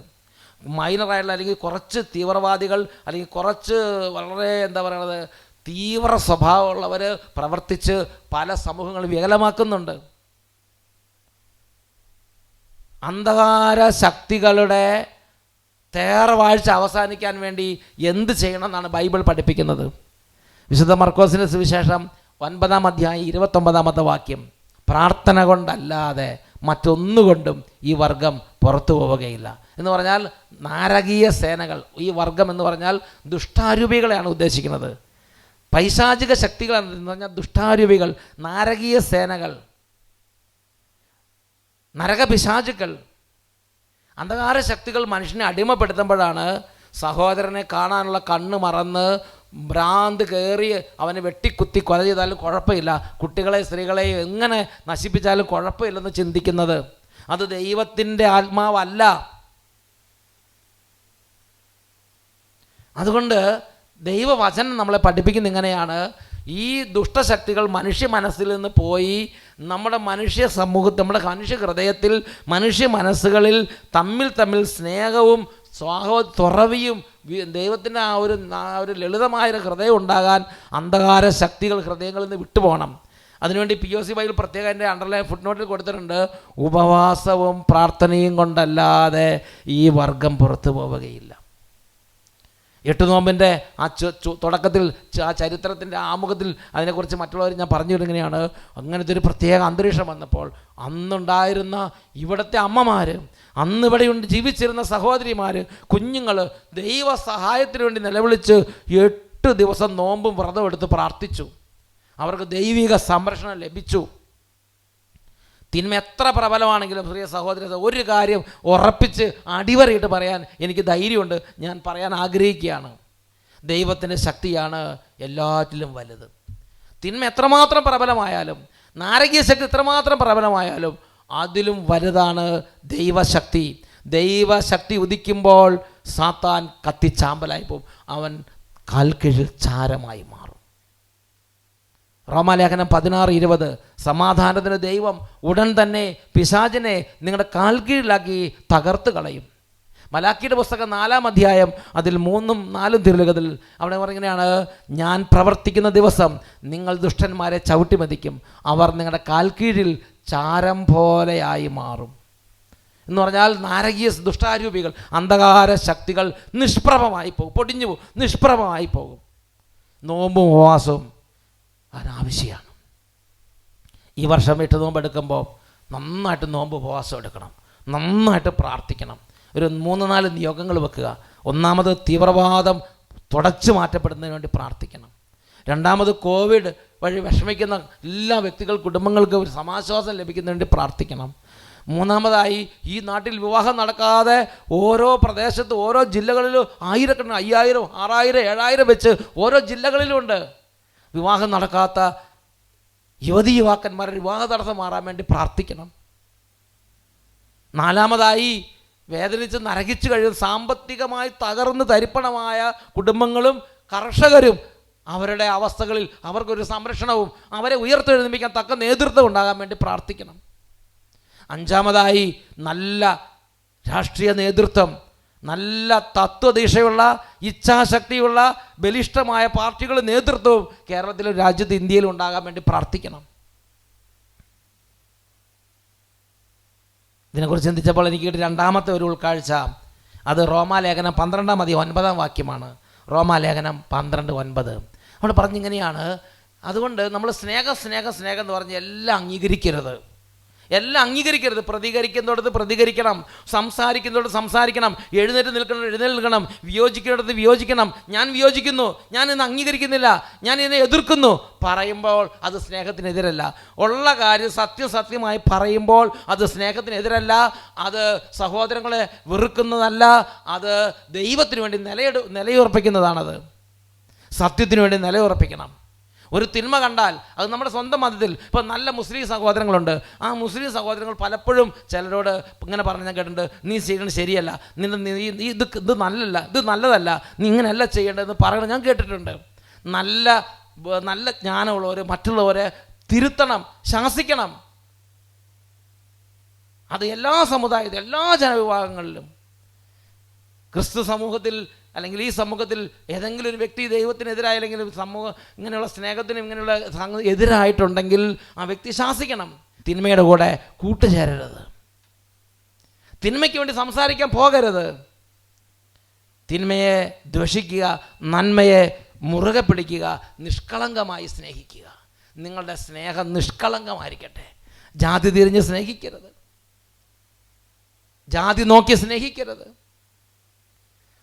ഉദ്യോഗത്തിലിരിക്കുന്നവരും ഭരണത്തിലിരിക്കുന്നവരും ഈ കേരളത്തിൽ നിവസിക്കുന്ന സകലരും, പാർട്ടിയിലാണെങ്കിലും ജോലിയിലാണെങ്കിലും ഭരണത്തിലാണെങ്കിലും സമൂഹത്തിലാണെങ്കിലും എവിടെയാണെങ്കിലും ജാതി തിരിഞ്ഞ് സ്നേഹിക്കരുത്. എല്ലാവരെയും സ്നേഹിക്കുക, എല്ലാവരെയും ഉൾക്കൊള്ളുക, എല്ലാവർക്കും വേണ്ടി ഭരിക്കുക, എല്ലാവർക്കും വേണ്ടി ഒരുപോലെ കാണുക. നിങ്ങളുടെ സ്നേഹം നിഷ്കളങ്കമായിരിക്കട്ടെ. തിന്മയെ കണ്ട തിന്മയാണെന്ന് ഏത് ആളുകളോട് പറയണം. ഭയപ്പെട്ട് നിൽക്കരുത്. ഇന്ന് പോട്ടെ നാളെ പറയാമെന്ന് വിചാരിച്ചാൽ നാളെ പറയാൻ ചിലപ്പോൾ നീ ഉണ്ടായിരിക്കില്ല. ഇന്ന് പറയേണ്ടത് പറയണം, പറഞ്ഞിട്ട് പിന്നെ എന്തെങ്കിലും സംഭവിക്കട്ടെ.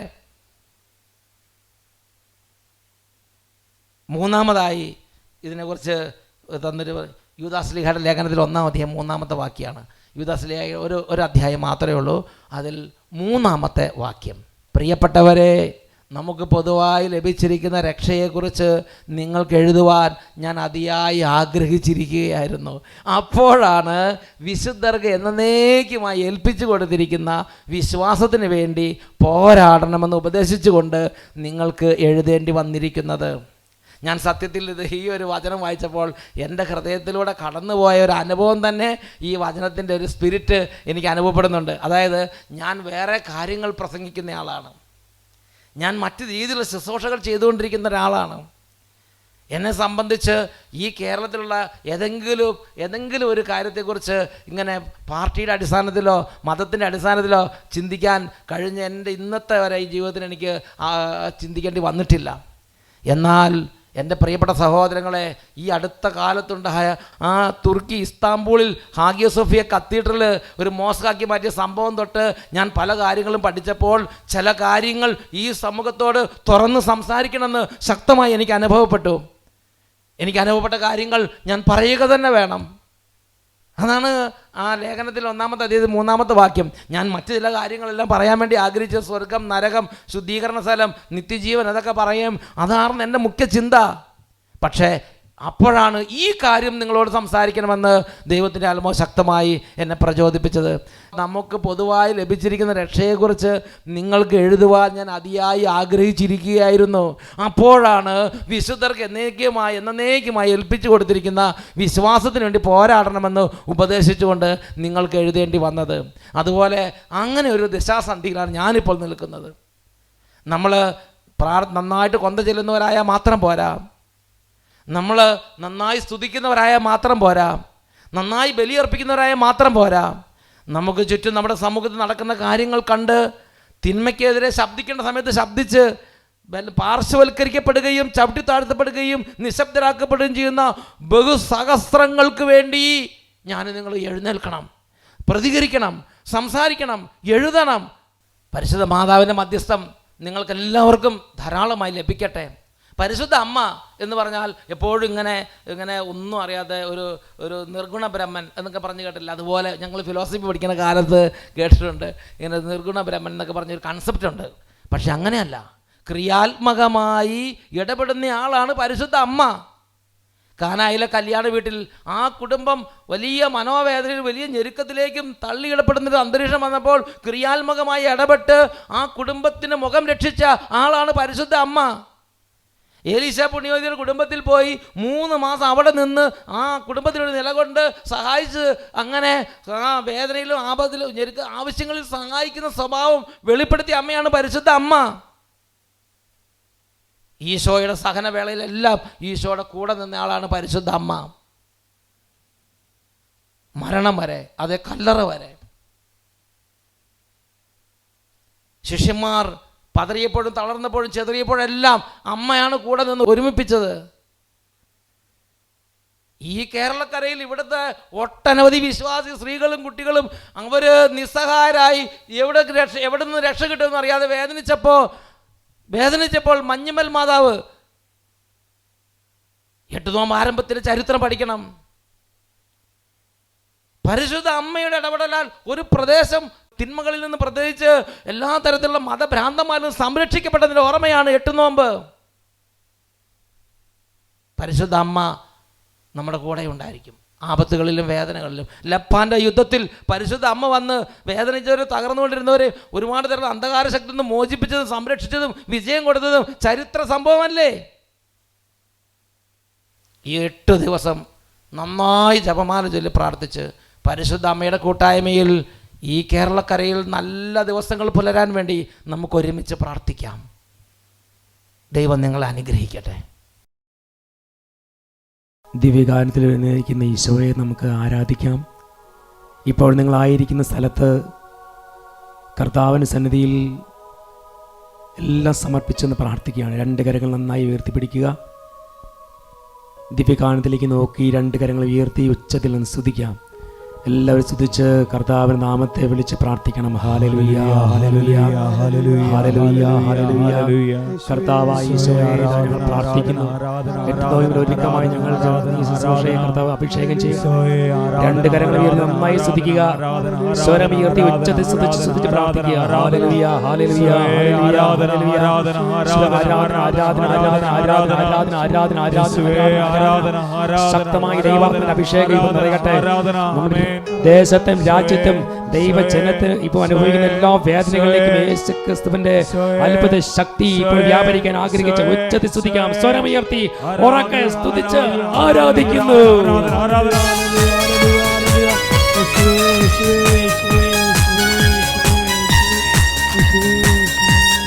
കരങ്ങളടിച്ച്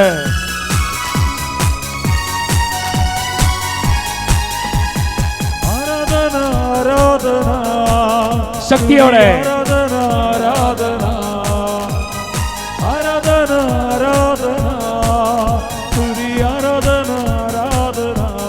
എല്ലാവരും ചേർന്ന് പ്രഭാതത്തിലും പ്രദോഷത്തിലും പിതാവിന് ആരാധന. പ്രഭാതത്തിലും പ്രദോഷത്തിലും പിതാവിന് ആരാധന. കരം ഉയർത്തിയടിക്കുക. ആരാധന ആരാധന സ്തുതി ആരാധന ആരാധന ആരാധന ആരാധന സ്തുതി ആരാധന ആരാധന. കരങ്ങൾ താഴ്ത്തി ഇടത്തോട്ട് മടത്തോട്ട് നന്നായി കരങ്ങളടിക്കണം. വലിയ സ്വാതന്ത്ര്യം അനുഭവിക്കണം. ഈ സമൂഹം മുഴുവൻ, കുടുംബങ്ങൾ മുഴുവൻ, വ്യക്തികൾ മുഴുവൻ യേശുക്രിസ്തുവിന്റെ നാമത്താൽ ഇപ്പോൾ അഭിഷേകം പ്രാപിക്കട്ടെ. ഇടത്തോട്ട് മലത്തോട്ട് കരങ്ങളടിച്ച് ശക്തിയോടെ പ്രാർത്ഥിക്കുക. ദൈവപിതാവേ അങ്ങേ ആരാധിക്കുന്നു, സ്നേഹനാഥനെ അങ്ങേ ആരാധിക്കുന്നു. പാടാം. ദൈവപിതാവേ അങ്ങേ ആരാധിക്കുന്നു, സ്നേഹനാഥനെ അങ്ങേ ആരാധിക്കുന്നു. സർവപാലക അങ്ങേ ആരാധിക്കുന്നു, സർവശക്തനെ അങ്ങേ ആരാധിക്കുന്നു. പാടുന്നു. സർവപാലക അങ്ങേ ആരാധിക്കുന്നു, സർവശക്തനെ അങ്ങേ കരം ഉയർത്തിയടിച്ച് ആരാധന ആരാധന സ്തുതി ആരാധന ആരാധന ആരാധന ആരാധന സ്തുതി ആരാധന ആരാധന. കരങ്ങൾ താഴ്ത്തി വീണ്ടും ആരാധിച്ച് പ്രാർത്ഥിക്കണം. ഈശോയെ അവിടുത്തെ നാമം ഞങ്ങൾ വിളിച്ച് പ്രാർത്ഥിക്കുന്നു. പരിശുദ്ധാത്മാവേ ഞങ്ങളിലേക്ക് ഇപ്പോൾ കടന്നു വരവന് കുടുംബം ഇപ്പോൾ അനുഭവിക്കുന്ന എല്ലാ വേദനകളും, എല്ലാ സങ്കടങ്ങളും, എല്ലാ ദുരിതങ്ങളിൽ നിന്നും ഈ ദേശവും രാജ്യങ്ങളും മുഴുവൻ അനുഭവിക്കുന്ന സകല പീഡകളിൽ നിന്നും ഞങ്ങളെ രക്ഷിക്കണമേ. കരങ്ങളടിച്ച് പാടി പ്രാർത്ഥിക്കുന്നു. ആരാധിക്കുന്നു, അത്ഭുത ശക്തിയെ ആരാധിക്കുന്നു. പരിശുദ്ധാത്മാവേ ആരാധിക്കുന്നു, അത്ഭുത ശക്തിയെ ആരാധിക്കുന്നു. നന്മ സ്വരൂപനെ ആരാധിക്കുന്നു, ഉന്നതനായോനെ ആരാധിക്കുന്നു. ചേർന്ന് പാടാം. നന്മ സ്വരൂപനെ ആരാധിക്കുന്നു, ഉന്നതനായോനെ ഉയർത്തിയടിച്ച് ആരാധന ആരാധന തുള്ളിച്ചാടി ആരാധന ആരാധന ആരാധന ആരാധന ആരാധന സ്തുതി ആരാധന ആരാധന ശക്തിയോടെ പ്രഭാതത്തിലും പ്രദോഷത്തിലും പിതാവിന് ആരാധന ഉയർത്തി പ്രഭാതത്തിലും വേഗത്തിൽ പ്രദോഷത്തിലും യേശുവിന് ആരാധന കരങ്ങൾ വീശി പ്രഭാതത്തിലും പ്രദോഷത്തിലും ആത്മാവിന് ആരാധന കരങ്ങൾ വീശി ഹല്ലേലൂയ ഹല്ലേലൂയ വേഗത്തിൽ വീശി hallelujah hallelujah hallelujah hallelujah hallelujah hallelujah hallelujah രണ്ട് കരങ്ങൾ ഉയർത്തി ഉറക്കെ സ്തുതിക്കാം സ്തുതിക്കാം സ്തുതിക്കാം സ്തുതിക്കാം വീണ്ടും സ്തുതിക്കട്ടെ ഭാഷാവനുണ്ടെങ്കിൽ ഭാഷാവനെ സ്തുതിക്കുക മറുഭാഷയെ സ്തുതിച്ച് പ്രാർത്ഥിച്ചുകൊണ്ടിരിക്കുക സകല അന്ധകാര പീഡകളും ഈ പ്രാർത്ഥനയുടെ സമയത്ത് നിങ്ങളുടെ കുടുംബങ്ങളിൽ വിട്ടുമാറി പോകട്ടെ നമ്മുടെ കുടുംബത്തെയും ദേശത്തെയും മക്കളെയും തകർക്കാൻ നിലയുറപ്പിച്ചിരിക്കുന്ന അന്ധകാര പീഡകൾ ഈ പ്രാർത്ഥനാ സമയത്ത് സ്തുതിപ്പൻ സമയത്ത് കുടുംബത്തിൽ നിന്ന് അപ്രത്യക്ഷമാകട്ടെ ഹല്ലേലൂയ ഹല്ലേലൂയ ആരാധന ആരാധന തിന്മയ്ക്കെതിരെ കർത്താവേ ശബ്ദമുയർത്തുന്ന സകലവിദ്യകളും നിറവിൽ ചലിപ്പിക്കണമെന്ന് പ്രാർത്ഥിക്കുന്നു ഞങ്ങൾ തകർന്നുകൊണ്ടിരിക്കുന്ന കുടുംബങ്ങളെ ഇപ്പോൾ ശക്തിപ്പെടുത്തണമെന്ന് പ്രാർത്ഥിക്കുന്നു തകർന്നിരിക്കുന്ന കുടുംബങ്ങളിൽ ഫലം പ്രാപിക്കട്ടെ ഹല്ലേലൂയ ഹല്ലേലൂയ ഹല്ലേലൂയ ഹല്ലേലൂയ ആരാധന ആരാധന ആരാധന ആരാധന ആരാധന കടബാധ്യതയിലും രോഗത്തിലും പീഡയിലും ഇരിക്കുന്നവർ ഇപ്പോൾ ശക്തി പ്രാപിക്കട്ടെ ഇപ്പോൾ അവരുടെ സംഘടനകളിലേക്ക് കർത്താവിന്റെ ശക്തി ഇറങ്ങട്ടെ ഹല്ലേലൂയ ഹല്ലേലൂയ കർത്താവ് കുടുംബങ്ങളിൽ നിന്നും തെറ്റായ സ്നേഹബന്ധങ്ങളും പ്രേമ കൂട്ടുകെട്ടുകളും അതുപോലെ കർത്താവ് തീവ്രവാദം മറ്റ് പലതരത്തിലുള്ള അന്ധകാര ശക്തികളാൽ ബന്ധിക്കപ്പെട്ട് തകർന്നിരിക്കുന്ന സമൂഹങ്ങൾ ഇപ്പോൾ യേശു ക്രിസ്തുവിന്റെ നാമം വിളിച്ച് പ്രാർത്ഥിക്കുമ്പോൾ അന്ധകാര ശക്തി വിടുതൽ പ്രാപിക്കട്ടെ ഹല്ലേലൂയ ഹല്ലേലൂയ ആരാധന ആരാധന ആരാധന ആരാധന ആരാധന ആരാധന ആരാധന ആരാധന ആരാധന ആരാധന കർത്താവ് ഈശോയെ സമൂഹത്തെ തകർക്കുന്ന എല്ലാ തരത്തിലുള്ള ദുഷ്ടശക്തികളും അന്ധകാര ശക്തികളും കർത്താവ് രാഷ്ട്രീയ ദുർഭൂതങ്ങളും കർത്താവൻ നാമം പ്രാർത്ഥിക്കുമ്പോൾ അന്ധകാര പേടകൾ വിട്ടുമാറട്ടെ ഉച്ചത്തിൽ സ്തുതിക്കുക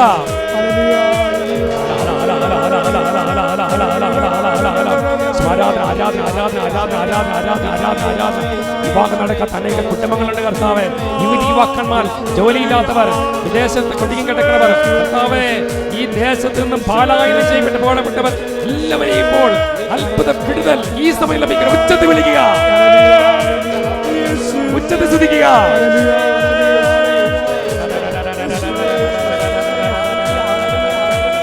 ആരാധന ആരാധന ആരാധന ആരാധന ആരാധന ആരാധന ആരാധന ആരാധന ആരാധന കരങ്ങളുയർത്തി ഉറക്കെ വിളിക്കുന്നു ശംഖുപൊട്ടി വിളിക്കുക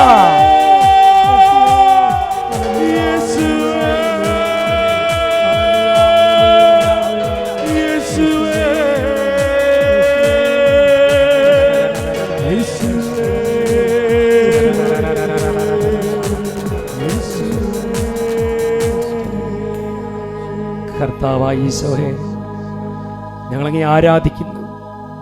കർത്താവെ ഇന്ന് ഞങ്ങളുടെ ദേശം സമൂഹം അഭിമുഖീകരിക്കുന്ന എല്ലാ പ്രശ്നങ്ങളെയും കർത്താവ് ഞങ്ങൾ കേട്ടു. സ്വാർത്ഥ താല്പര്യത്തിന് വേണ്ടി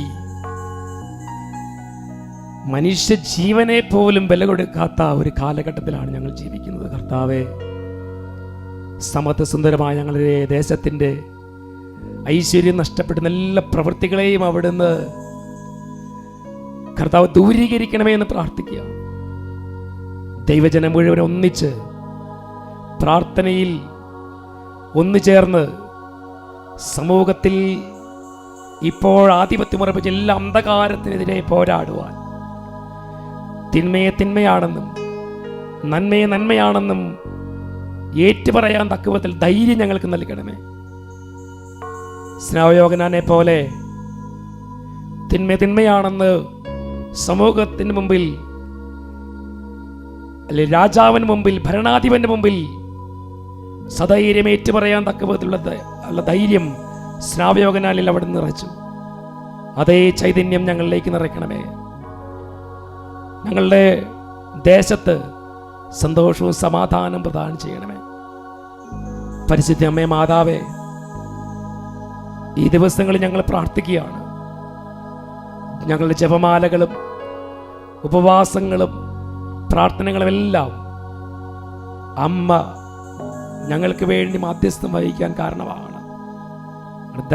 ദേശത്തിന് വേണ്ടി പ്രാർത്ഥിക്കണം, രാജ്യത്തിന് വേണ്ടി പ്രാർത്ഥിക്കണം, കുടുംബങ്ങൾക്ക് വേണ്ടി പ്രാർത്ഥിക്കണം, യുവതി യുവാക്കൾക്ക് വേണ്ടി പ്രാർത്ഥിക്കണം,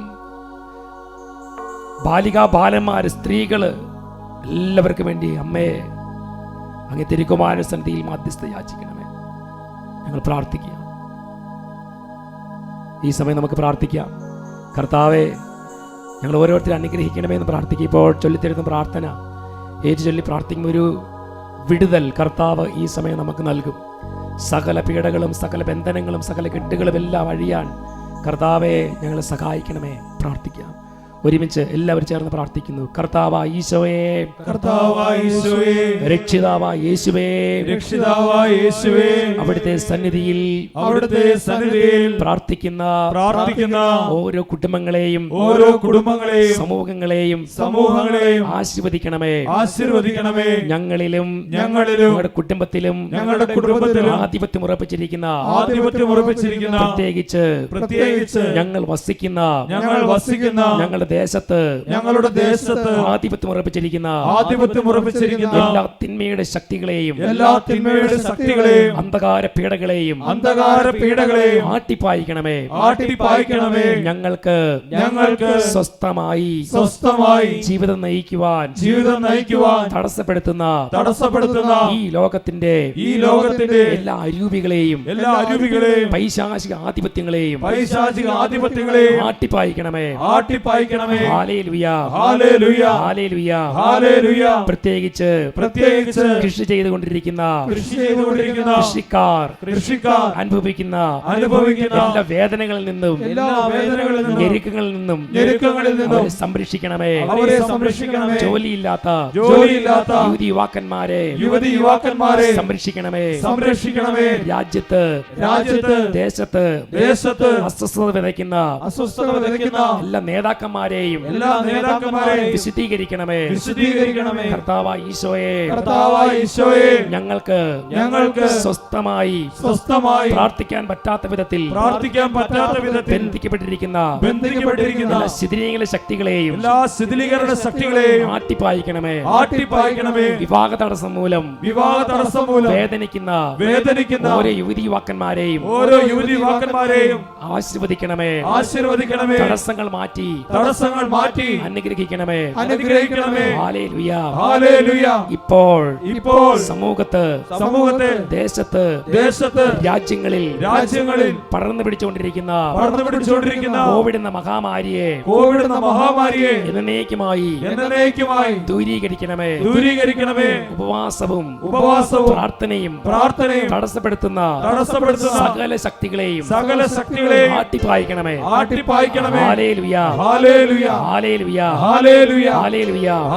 എല്ലാ തീവ്രവാദ സംഘടനകളെയും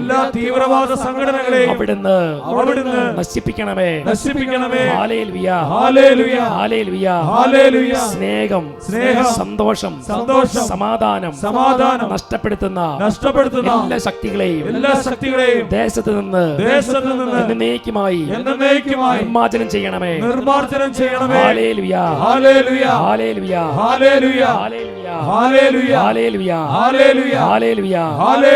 രണ്ട് കരങ്ങൾ ഉയർത്തി പിടിക്കാം. രണ്ട് കരങ്ങൾ ഉയർത്തി സ്വരമുയർത്തി ഉച്ചത്തിൽ വീണ്ടും സ്തുതിക്കുക. എല്ലാ അന്ധകാര ശക്തി വിട്ടുവാങ്ങാൻ വേണ്ടി പ്രാർത്ഥിക്കുന്നു. ഉറക്കം സ്തുതിക്കട്ടെ. സ്വരമുയർത്തി ഉറക്കം സ്തുതിക്കുക. ഉച്ചത്തിൽ സ്തുതിക്കുക.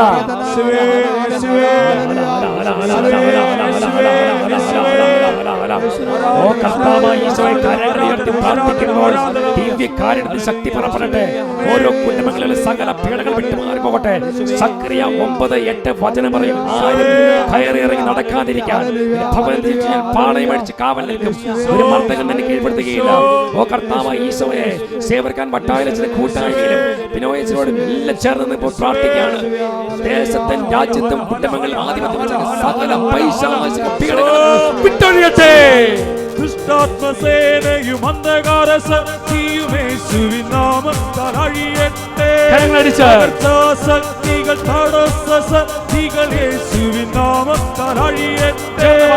രോഗപീഠകൾ മാറാവ്യാധികൾ യേശുവിൻ നാമ നാമത്താൽ അഴിയട്ടെ മന്ത്രശക്തിയും കൂടോത്രശക്തിയും യേശുവിൻ നാമത്താൽ അഴിയട്ടെ ദൈവനിഷേധവും യുക്തിചിന്തയും യേശുവിൻ നാമത്താൽ അഴിയട്ടെ രാജാധിരാജനാം മിശിഹാനാഥ നിൻ നാമം ഭൂവിലെങ്ങും നിറയട്ടെ രാജാധിരാജനാം മിശിഹാനാഥ നിൻ നാമം ഭൂവിലെങ്ങും നിറയട്ടെ ഈ ലോകത്തിൻ ബന്ധനമെല്ലാം യേശുവിൻ നാമത്താൽ അഴിയട്ടെ ഈ ലോകത്തിൻ ബന്ധനമെല്ലാം യേശുവിൻ നാമത്താൽ അഴിയട്ടെ രാജാധിരാജനാം മിശിഹാനാഥ നിൻ നാമം ഭൂവിലെങ്ങും നിറയട്ടെ അത്ഭുത ശക്തി രാജാധിരാജനാം മിശിഹാനാഥ നിൻ നാമം ഭൂവിലെങ്ങും നിറയട്ടെ സകല പീഡകളും വിട്ടുമാറിപ്പോകട്ടെ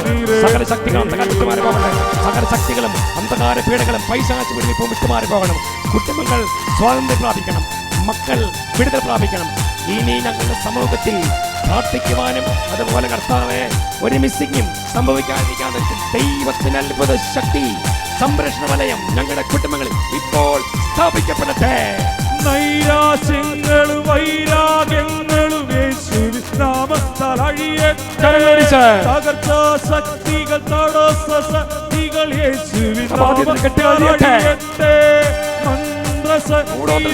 മന്ത്രശക്തിയും യേശുവിൻ നാമത്താൽ അഴിയട്ടെ ദുഷ്ടാന്തയും അന്ധകാര ശക്തിയും യേശുവിൻ നാമത്താൽ അഴിയട്ടെ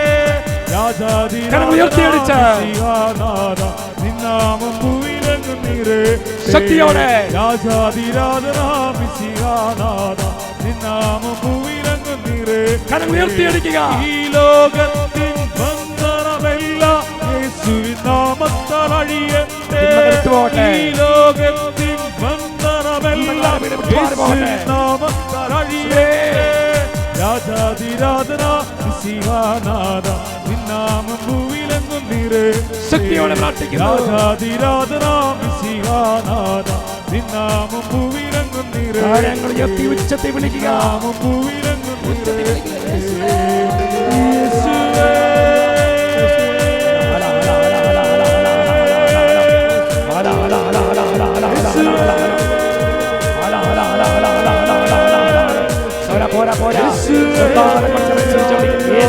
വിളിച്ചുകൊണ്ടിരിക്കുക ഉച്ചത്തിൽ വിളിച്ചുകൊണ്ടിരിക്കുക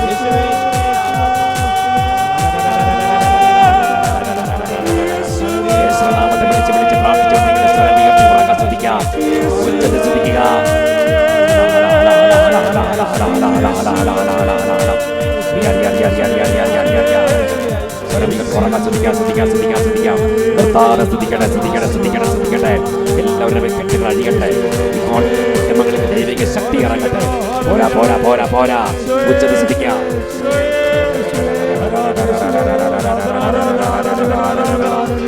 കുടുംബങ്ങൾ ബാലികാഭാരമാണിപ്പോൾ ശക്തി പ്രാപിക്കണം ശക്തിയോടെ ശ്രദ്ധിച്ചുകൊണ്ടിരിക്കുക ശ്രദ്ധിക്കുമ്പോൾ തന്നെ കുടുംബങ്ങളിൽ നിന്നും പൈശാചികളുടെ കൂട്ടം കൂട്ടമായി ഇറങ്ങി പോകുന്ന സമയമാണ് അന്ധകാര ശക്തികൾ ഛിന്നഭിന്നമാകുന്ന സമയമാണ് സകല തരത്തിലും പീഡകളെ ഇപ്പോൾ വിട്ടുമാറുന്ന സമയം ഉച്ചത്തിൽ ശ്രദ്ധിച്ചുകൊണ്ടിരിക്കുക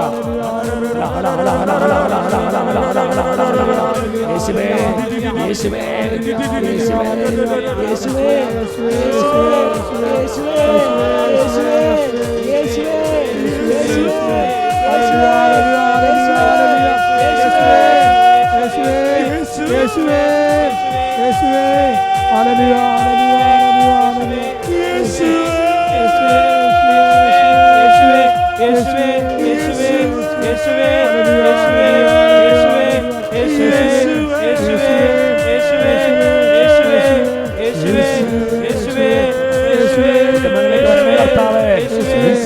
ജീവനങ്ങൾക്ക് വരണം ഈശോയെ നൽകണമേ കർത്താവേ സൗഖ്യം നൽകണമേ കർത്താവേ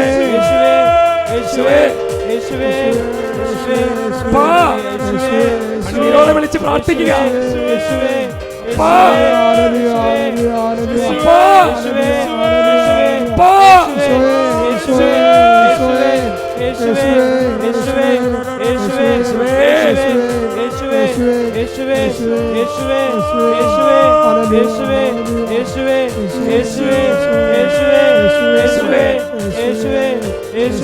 യേശുവേ യേശുവേ യേശുവേ യേശുവേ യേശുവേ യേശുവേ യേശുവേ യേശുവേ ഓരോ കുടുംബങ്ങളെ സമർപ്പിക്കാം. സമൂഹങ്ങളെല്ലാം സമർപ്പിച്ച് പ്രാർത്ഥിക്കാം. ഈ കേരളം മുഴുവനെയും കർത്താവിൻ്റെ അത്ഭുതകരമായ സ്നേഹവലയത്തിൽ അവിടുന്ന് ശാന്തിയും സമാധാനമുള്ള ഒരു ഭൂപ്രദേശമായി ഈ കേരളത്തെയും ഭാരതത്തെയും അതുപോലെ ഓരോ ക്ലേശങ്ങളാൽ ഞെരുങ്ങുന്ന എല്ലാ ദേശങ്ങളെയും സംരക്ഷിക്കട്ടെ. നമ്മളിപ്പോൾ പ്രതിഷ്ഠിക്കുകയാണ് നമ്മുടെ ഓരോ മണ്ഡലങ്ങളെയും. കടബാധിതയിരിക്കുന്ന കുടുംബങ്ങളെ ഈശോയുടെ അനുഗ്രഹത്തിന് പ്രതിഷ്ഠിക്കുന്നു. ആത്മഹത്യയുടെ വക്കിൽ നിൽക്കുന്ന കുടുംബങ്ങളെ ഈശോയുടെ അനുഗ്രഹത്തിന് പ്രതിഷ്ഠിക്കുന്നു. വൈരാഗ്യവും വെറുപ്പും പ്രതികാരവും നിറഞ്ഞു നിൽക്കുന്ന എല്ലാ മേഖലകളെയും ഈശോയുടെ ഹൃദയത്തിന് പ്രതിഷ്ഠിക്കുന്നു. ഭയവും ഭീരുത്വവും നിറഞ്ഞിരിക്കുന്ന എല്ലാവരും ഈശോയുടെ തിരുഹൃദയത്തിന് പ്രതിഷ്ഠിക്കുന്നു.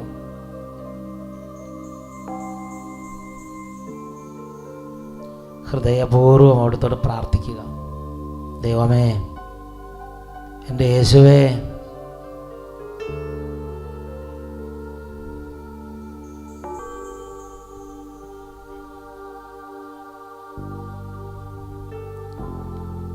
അഭിമന്യ ആലഞ്ചേരി പിതാവ് പറഞ്ഞ നിയോഗങ്ങളെയും മറ്റെല്ലാ നിയോഗങ്ങളെയും ഇപ്പോൾ സമർപ്പിക്കാം. ദേശത്തു നിന്നും രാജ്യത്തു നിന്നും തീവ്രവാദം തുടച്ചു മാറ്റപ്പെടുന്നതിന് വേണ്ടി പ്രാർത്ഥിക്കുന്നു. കോവിഡ് വഴി ദുരിതം അനുഭവിക്കുന്ന എല്ലാ കുടുംബങ്ങൾക്കും വേണ്ടി ദൈവമേ ഈ സമയത്ത് അങ്ങയോട് പ്രാർത്ഥിക്കുന്നു.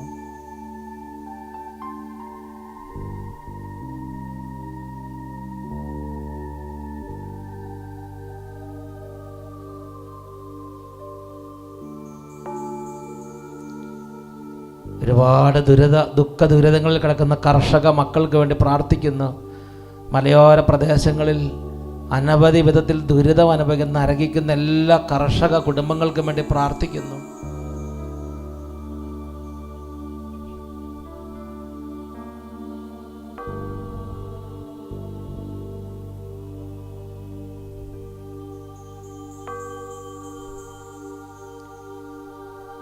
അനേക വിധത്തിൽ പല സാഹചര്യങ്ങളിൽ കുടുങ്ങി ഓരോ പ്രദേശങ്ങളിലായിട്ട് വിവാഹം നടക്കാതെ 30-40 വയസ്സായി വിഷമിക്കുന്ന 10,000 യുവതിവാക്കന്മാരെ സമർപ്പിക്കുന്ന ദൈവമേ,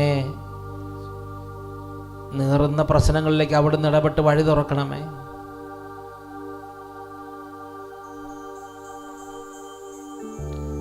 കേരളത്തിലും ഭാരതത്തിലും സുശക്തമായ നല്ല ബലിഷ്ഠമായ ഭരണവും നല്ല ഭരണകർത്താക്കളും സ്ട്രോങ് ആയ നല്ല പ്രബലരായ ഭരണകർത്താക്കളും നല്ല രാഷ്ട്രീയ പാർട്ടികളും ബലിഷ്ഠമായ പാർട്ടികളും ഉണ്ടാകാൻ വേണ്ടി പ്രാർത്ഥിക്കാം. ദൈവമേ, അനുഗ്രഹിക്കണമേ.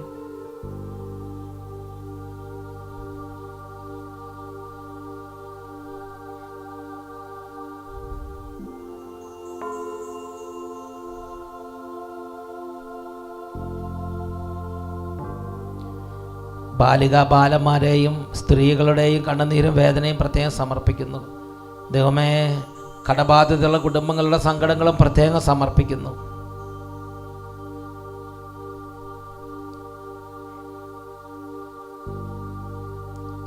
ഇപ്പോൾ പരിശുദ്ധ കുർബാന ഉയർത്തി ദിവ്യകാരുണ്യ ആശീർവാദം നൽകപ്പെടുകയാണ്. സെപ്റ്റംബർ മാസം 4-ാം തീയതി ഈ ആദ്യ വെള്ളിയാഴ്ച എല്ലാ വൈദികരും ഒരേ നിയോഗത്തോടെ ബലിയർപ്പിക്കുകയാണ്. പകർച്ചവ്യാധിയുടെ ദുരിതത്തിൽ കിടക്കുന്ന കുടുംബങ്ങൾക്ക് വേണ്ടി ആലഞ്ചേരി പിതാവിൻ്റെ ആത്മീയ ഐക്യത്തിൽ ബലിയർപ്പിക്കുന്ന ഒരു വലിയ സംഭവമാണ് ഈ ആദ്യ വെള്ളിയാഴ്ച.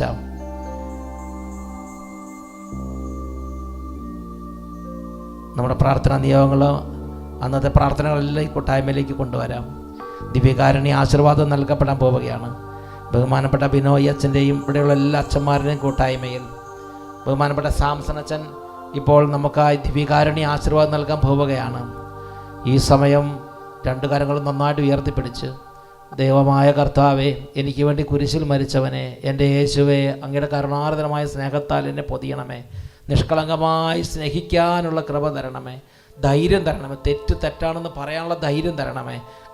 നന്നായിട്ട് കൈകൾ ഉയർത്തുക, ഈശോയെ നിൽക്കുക. എനിക്ക് വേണ്ടി കുരിശിൽ മരിച്ച യേശുവേ, എനിക്ക് വേണ്ടി തകർന്നവനെ, എനിക്ക് വേണ്ടി രക്തമൊഴുക്കിയവനെ ഞാൻ അങ്ങേ ആരാധിക്കുന്നു, ഉച്ചത്തിൽ സ്തുതിക്കുന്നു. ഹല്ലേലൂയ.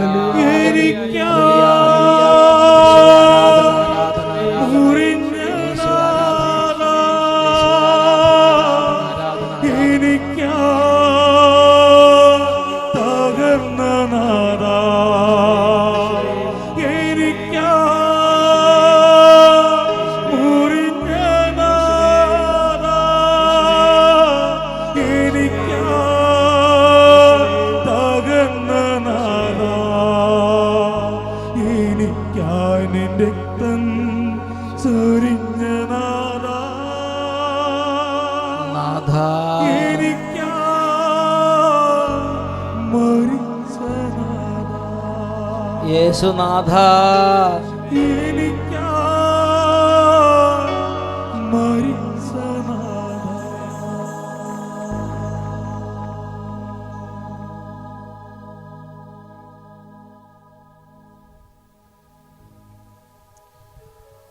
പരിശുദ്ധ അമ്മേ, അമ്മ ഞങ്ങൾക്ക് വേണ്ടി പ്രാർത്ഥിക്കണം.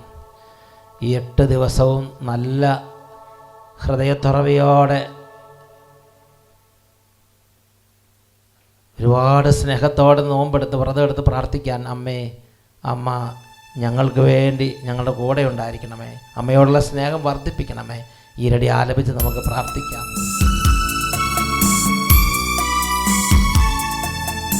അമ്മേ മരിയേ, പ്രാർത്ഥിക്കണമേ, നീ ഞങ്ങൾക്കാ നിൻ സുതനോടെന്നും.